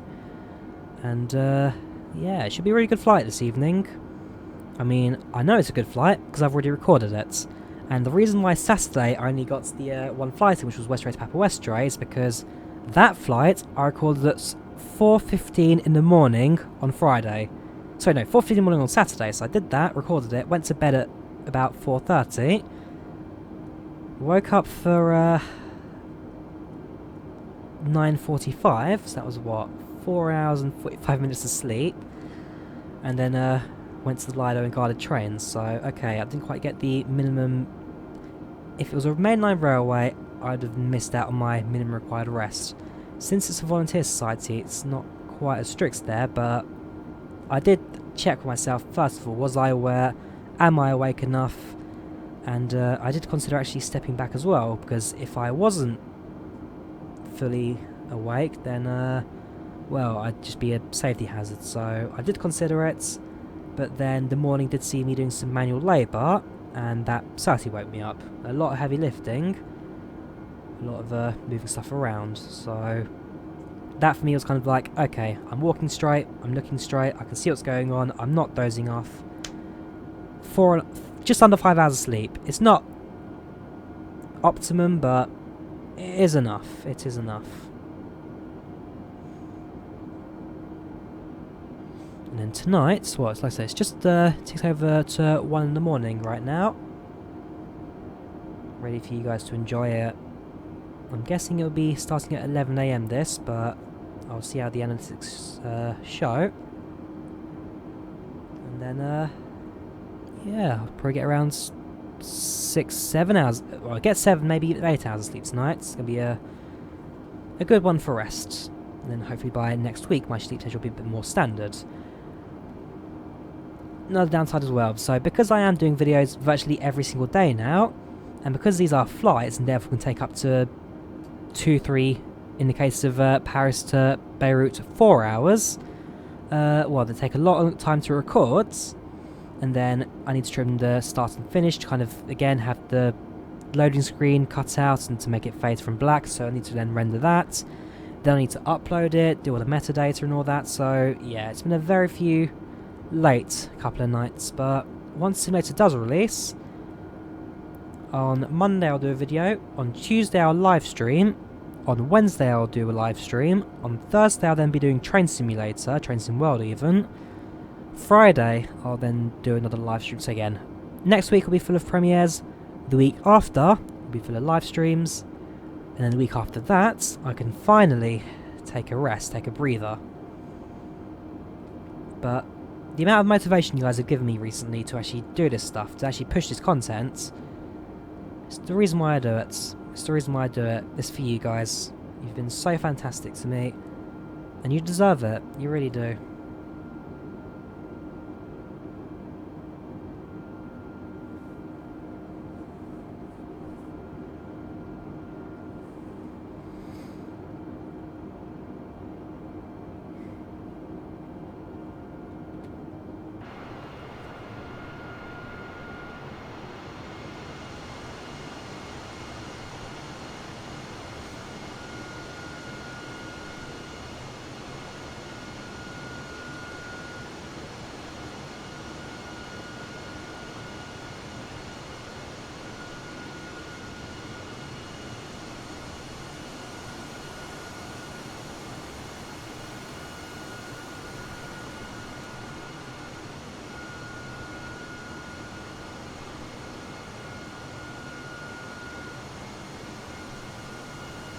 you've had enough of me talking now, so I'm gonna let the aircraft sound its own for a little bit.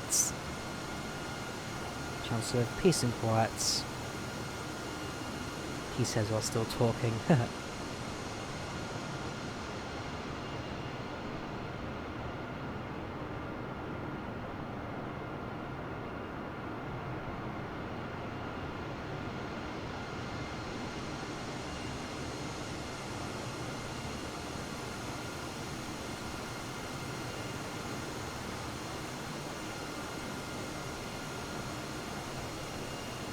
There we go.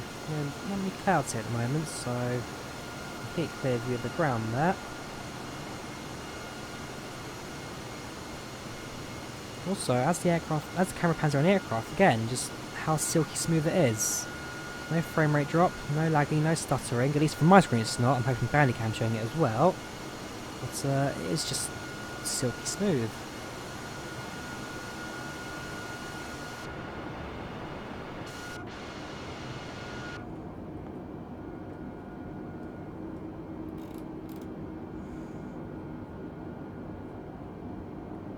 The airport is now at 80 miles away from our position, but taking the star into account, that has a few miles to flight as well, so at Osvig we descend. It's 3,500, so we'll drop that down to 3,000.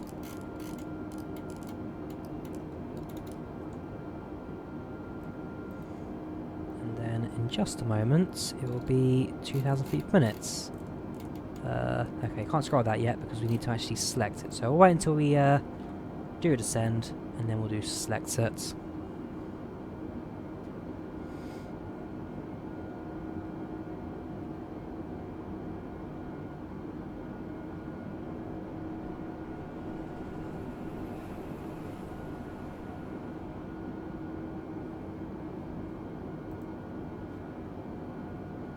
We've been airborne for coming up to 1 hour and 25 minutes now.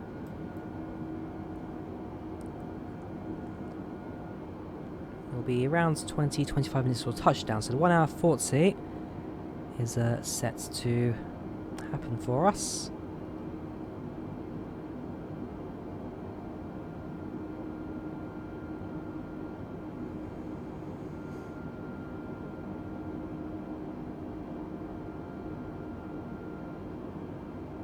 I mean, in reality,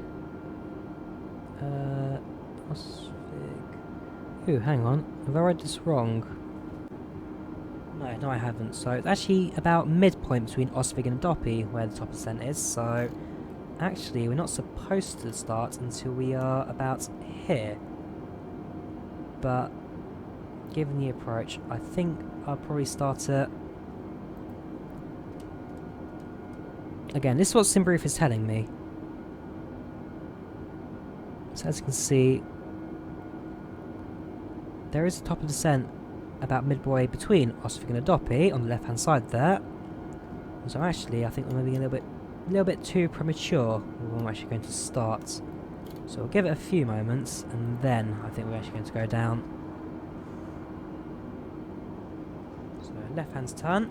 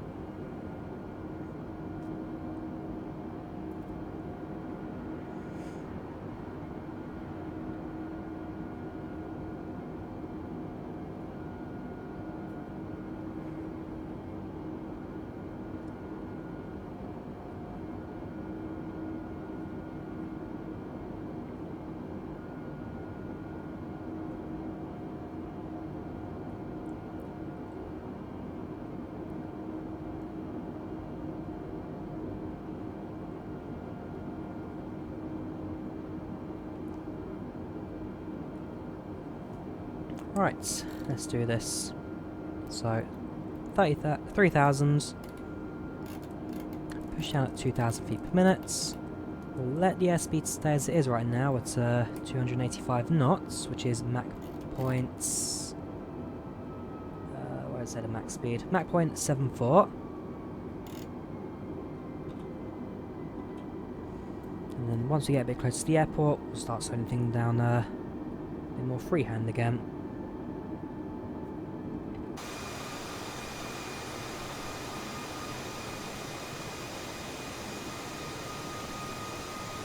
It really is beautiful. Again, just the sun, the way the light hits the clouds, the cloud shadows as well. It's a smart technology they've used at Sobo. And so, depending on the different cloud layers, as you can see, lower clouds are much darker than those above. So the light will hit these clouds. You can see where it's bright towards this side, it's darker close to us. Light will reflect. The light will refract through the clouds even, and actually lose their shade. You can see here like some of the lines as well that goes through the clouds, the light's refracted and pushed out in different directions.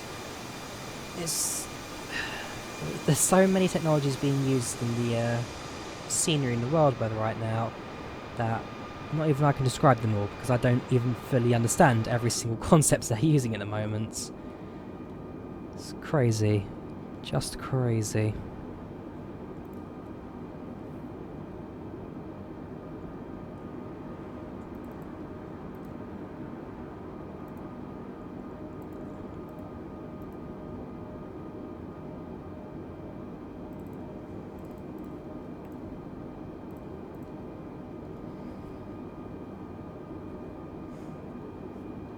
My approach 2 seconds. Oh, hang on. No mistake. That should be a runway 1 right approach, not 1 left. Same star at least, so that's not going to cause any problems. But just realised I'm going to the left runway there, when in reality, aircraft currently landing on the right-hand runway, at least at the time of recording.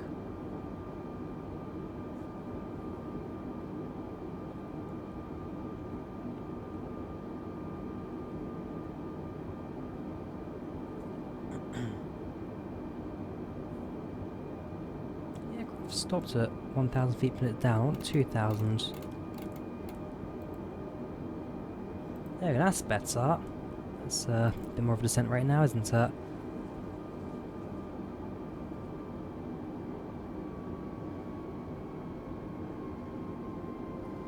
Left-hand turn now, so as we fly past Adobe, we now enter the start. And that should also mean we'll be flying over the actual capital of Oslo as well directly, so we'll actually be able to spot some of the city. And as we fly over them, I'll be able to kind of give you an idea of actually what we're looking at as well.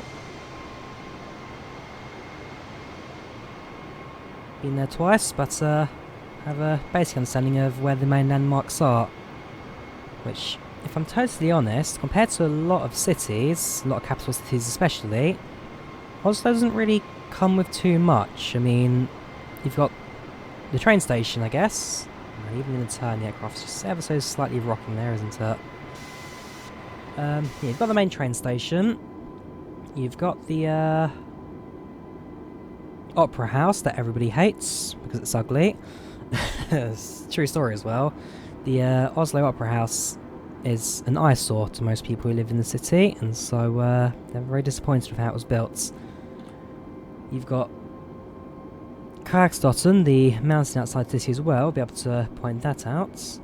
But otherwise, it's not really too much going on at the moment.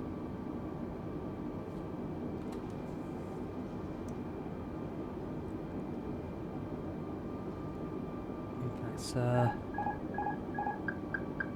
I'll just disable the autopilot 2 seconds. Let's see if I can try and make the aircraft a bit more stable again like I did last time.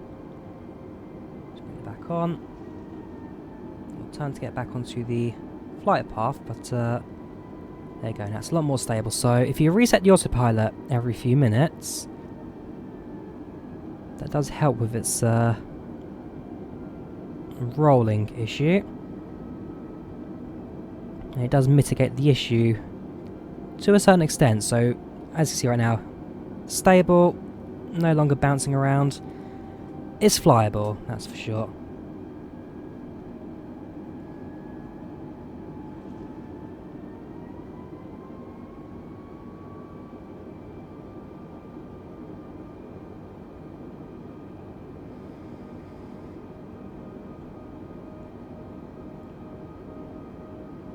Just a couple of moments, we'll be passing through the cloud layer here.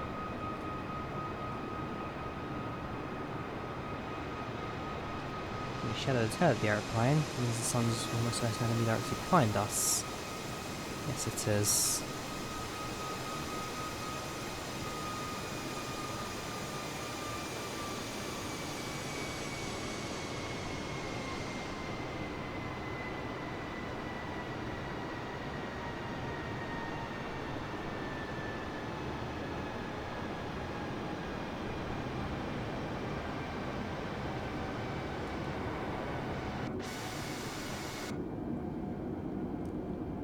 There you go, so now actually within 40 miles our entire star comes into view, so fly over the city, do a 180 turn essentially, and then into land on the right hand runway. Passing through 20,000 now, so descent rate wise 1,500 seems to have done us alright, but again we will continue to monitor that. We can push down a little bit more if we do need to. Now about to enter clouds. If I look outside the window, I'll just watch as we enter the clouds, the way the volumetric, the volumetric of the cloud paths kind of just surround the aeroplane, and visibility outside will momentarily be completely shot because, well, it's up against the window, and therefore you now can't see out of it. No simulator has truly done volumetric clouds before.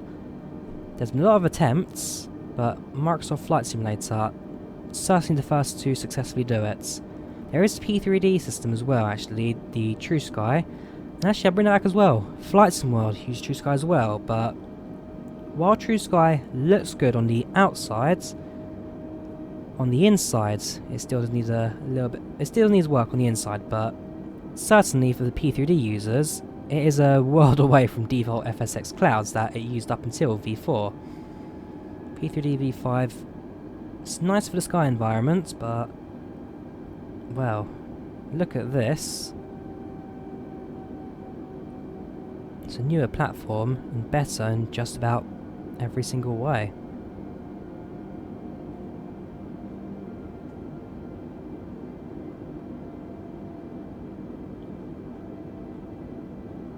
Passing through 14,000. Zooming on the ND now to 40 miles. And let's increase our descent rate again, down to 2,000.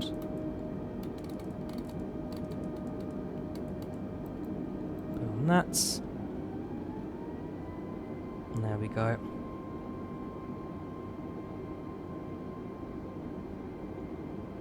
Let's also slow the airplane down, so bring it away from the auto speeds there.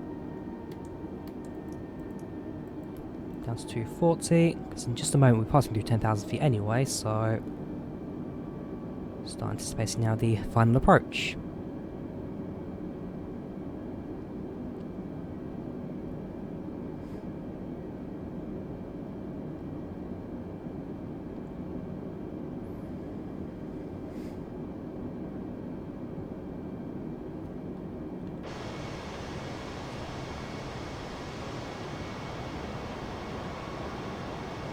And therefore, just there, that will be the heart of Oslo, the main city centre.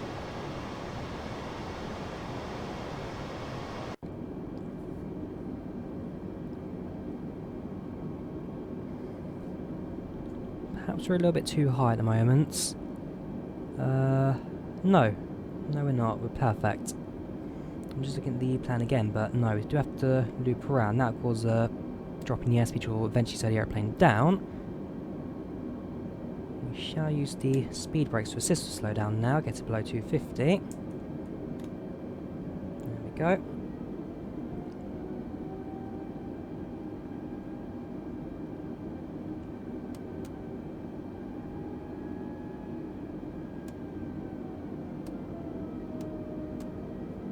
Make sure the throttle's set correctly as well, which it should be. Landing lights on.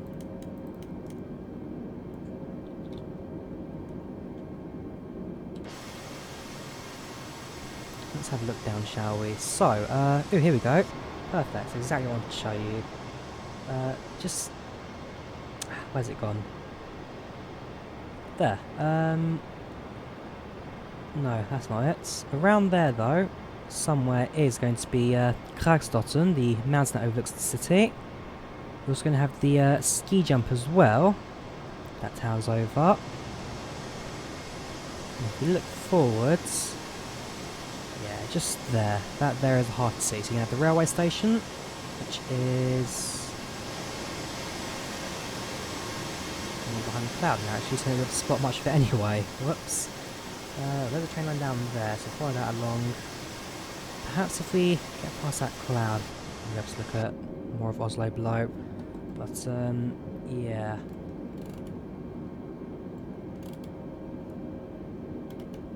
Right, there's the opera house that everybody hates. There's the train station. That there is the park full of statues of naked people. It has got a name, but I don't know what the name is. And I just know it's as the park of the statue full of naked people. So, yeah, great sights, great tourists here. Let's bump that up to 1,000 feet per minute again. A shallow descent rate. Let's drop you down to about 200 knots now. Because at 220 we'll be able to start dropping the flaps, 220 being the flaps 1 limit. But we'll allow the aircraft to do this turn first of all. Which means flying through the lower layer of a cloud. Still variable winds, nothing too strong at the moment. Should be a smooth sailing approach and landing. It'll be good. It'll be good.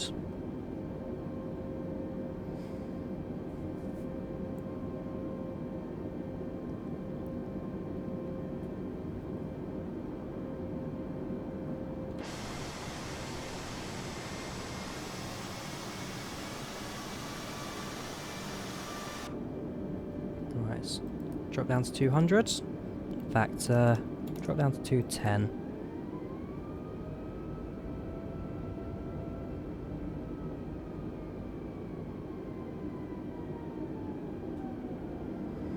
In fact, what we did there was increase our speed, because the aircraft did actually slow down there without me realising it. Come on, Drawyah. Manage your systems. That's what you're here for. You're the pilot of this aeroplane. You should know what you're doing. Yeah, okay, so...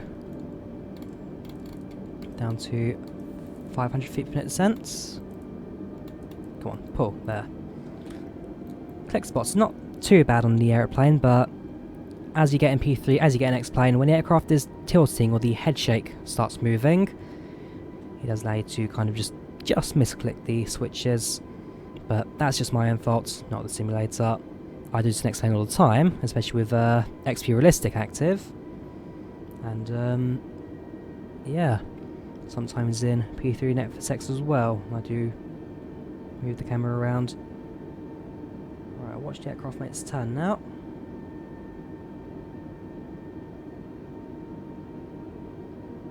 Switch on the landing guidance on the PFD there.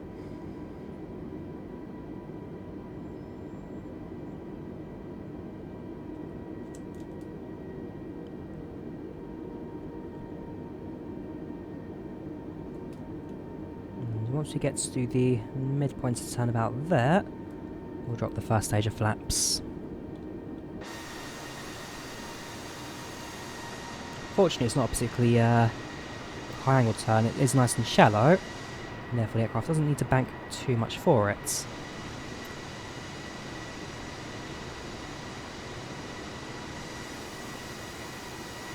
Ooh, look at that. Look at that.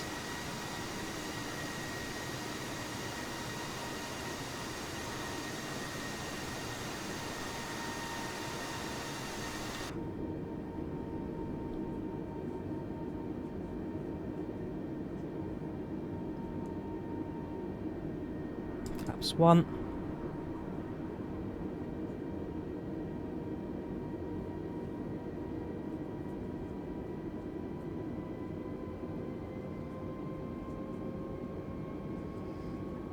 As soon as we start heading towards the glide slope there at Oslo, that aligns us with the runway. We'll drop the airspeed to around 180, set the second stage of flaps, and then down to, well, set to approach mode, and let's see what our landing speeds will be if that manages it. So activate approach phase. VRF is 138.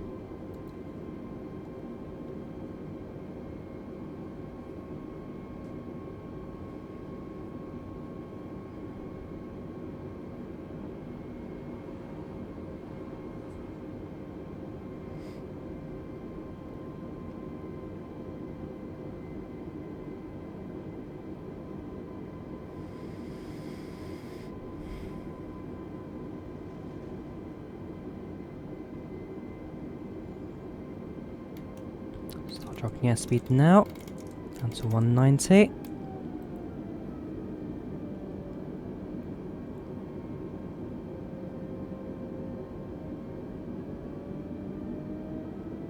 Aircraft will level off at 3,000 feet. At this point we shall leave it at that until we hit the localizer.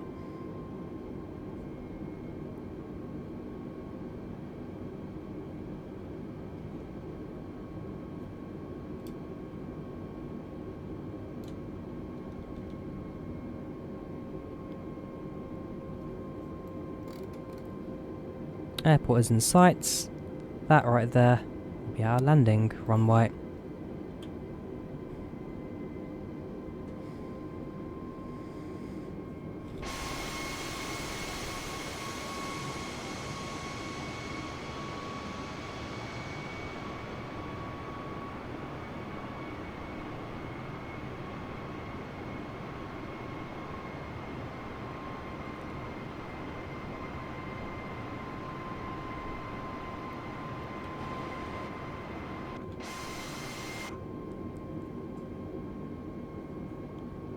Down to 180.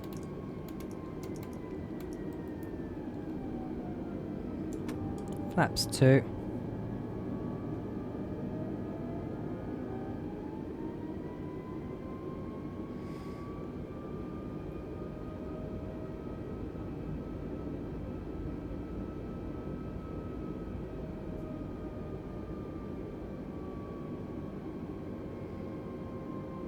A little bit bumpy, but nothing at all problematic for us. Current winds are reporting 270 at 5, so again, variable direction, so 270 makes sense. Reporting 3 at 5 at the moment, which again, that's completely fine given that the report was taken a couple minutes ago, and therefore is always had to change. Right hand turn.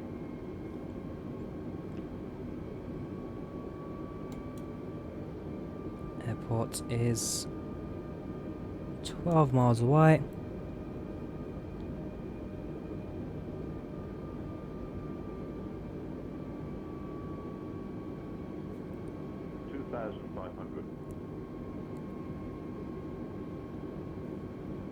Down to 138.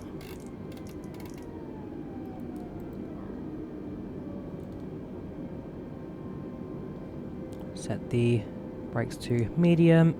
Spoilers armed. Gear down.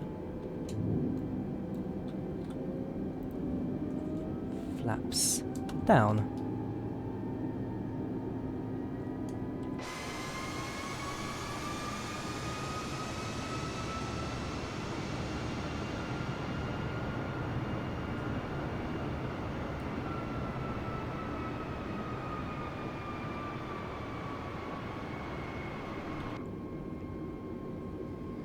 Just a moment, we'll switch on the approach mode. We'll see what happens with the localizer glide slope here, because for example in San Fran we noticed that they're a little bit off centre, and so we'll see what they're like in Oslo, because again they could have updated it at some point to try and sort out any small hiccups here and there, but for the most part I haven't had too many problems with the glide slopes and localizers, but we'll see how that goes. We'll set approach mode.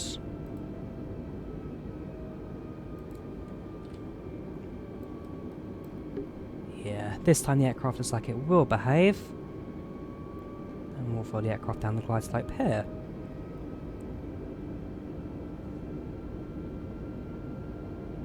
Perfect. 138 will be the approach speed. 138 will touch it down. Gear down, 3 greens, we've set the spoilers, flaps are set for landing, set the brakes to medium. Landing lights are on, pre-landing check is complete.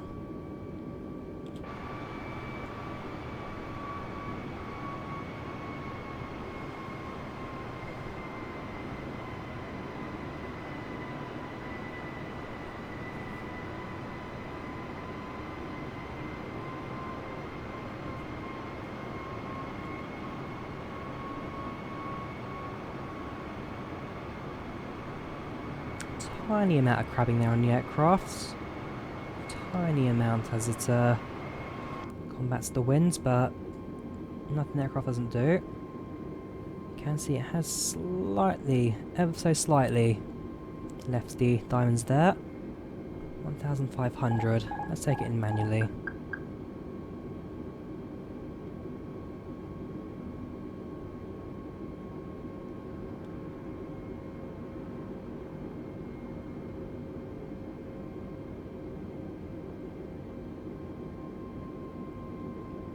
Horizontal will adjust, vertical.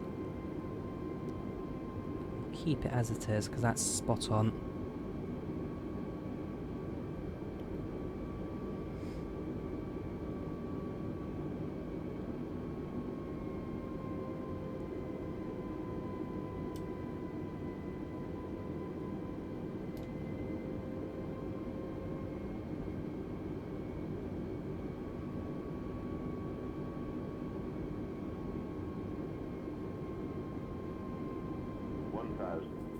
One thousand.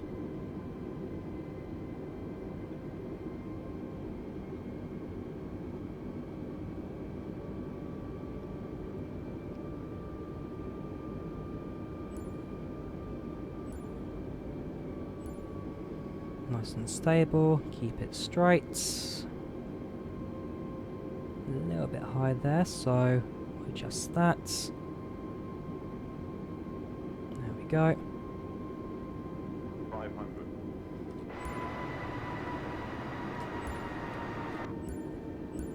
400.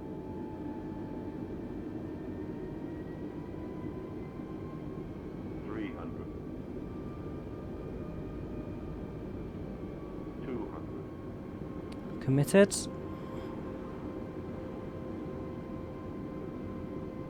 100. 60, 50, 40, 30, 20. Retard. 5. Reverse thrust set. Center the aircraft a little bit, get it back onto the center line. 60 knots, reverse thrust cut. Release the automatic braking. And exit the runway when able. Checking that, is that a high speed turn off? No, but it is a 90-degree turn off and therefore not illegal for us to use. If it was going to be one of those, well, if it's a high speed turn off facing the other direction, therefore needs to do an acute angled turn, then those you can't do. 90 degrees to obtuse turns, those are more standard. But hey, ladies and gentlemen, welcome to Oslo. Landing lights off, taxi lights on, flaps up.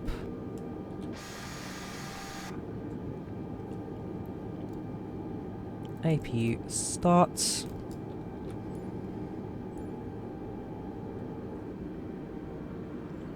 Just clear the landing guidance and yeah. Welcome. Yeah, it was a very good flight that. The scenery, the flight, the aircrafts, all just worked oh so well today, and I think, yeah, that flight, that landing even, spot on. once again, I did note that ever so slight lock in my lateral control there. I couldn't roll the aircraft ever so slightly there towards the end. But fortunately, as the aircraft was stable and we were heading into the runway without too much of an issue, touchdown wasn't a problem for us in the end. So again, I wouldn't mind having that roll control still in place when I do touch down. I'm not sure why I lose it on the short final, but on this occasion it caused us no problems whatsoever.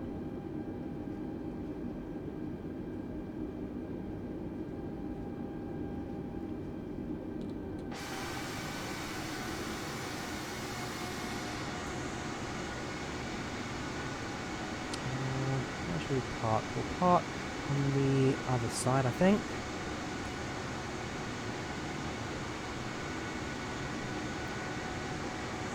And it's a domestic SAS flight, so we'll head towards the end of the airport where the domestic flights come in. Over here, so here you've got international flights because there's security checkpoints that takes place in this part of the wing. But as you head towards the centre of the airport, closer to the railway station and all that, then we start to get towards the domestic flights where there's no checkpoints and none of the extra security that you need for domestic flights. Or European Union flights as well. So in the EU you can travel between countries without a passport, and therefore no need to do that. Once again, there's a car that has encroached from my position, so I'm going to have to go around them.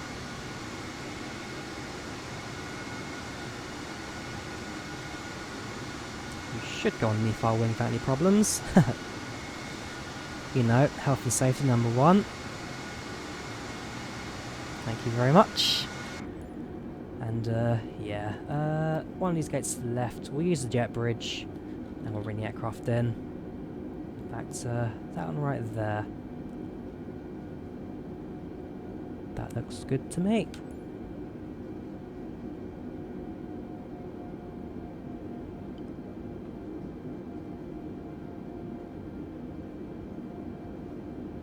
We'll slowly bring the throttle back now. We will straighten out the aircrafts.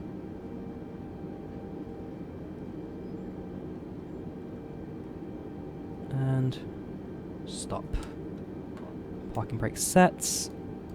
APU bleed active. We'll turn off the probe heats. Yeah, the anti-icing turned off there. Engines off.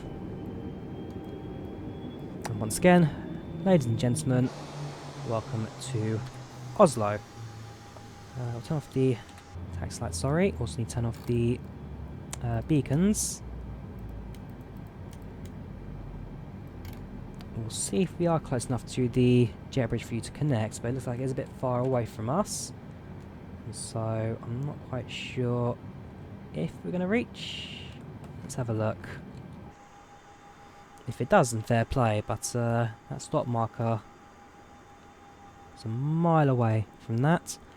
Or, but then again, it does have the telescopic connection, so actually it looks like it could extend quite a bit, if need be. No, you're not going to do it, aren't you? Nope, okay, no worries, no jet bridge. Yeah, okay. So, that was Scandinavian 4409. That was a flight from Tromsø to Oslo. And yeah, that was the scenery in and around Norway in Microsoft Flight Simulator. What can I say? For me, this flight was spot on. The scenery was fantastic, the routing was fantastic, it all just looked fantastic, felt fantastic. I'm excited for the future of Microsoft Flight Simulator, and a flight like this shows why, because it all just worked so nicely together. Nothing was missing, apart from, okay, some autopilot systems were missing, but most of it was there. And yeah, it genuinely is a really good push for our next generation. So yeah, tune in this evening. We're doing a charity flight raising money for the Red Cross for those in Beirut at the moment. Try and see if we can help out on this channel with the issues that are going on there at the moment, but so that's for the evening stream. Otherwise, thank you guys very much for watching. You take care of yourselves, and I will see you guys hopefully in the very near future. Enjoy the rest of your Sunday, and goodbye.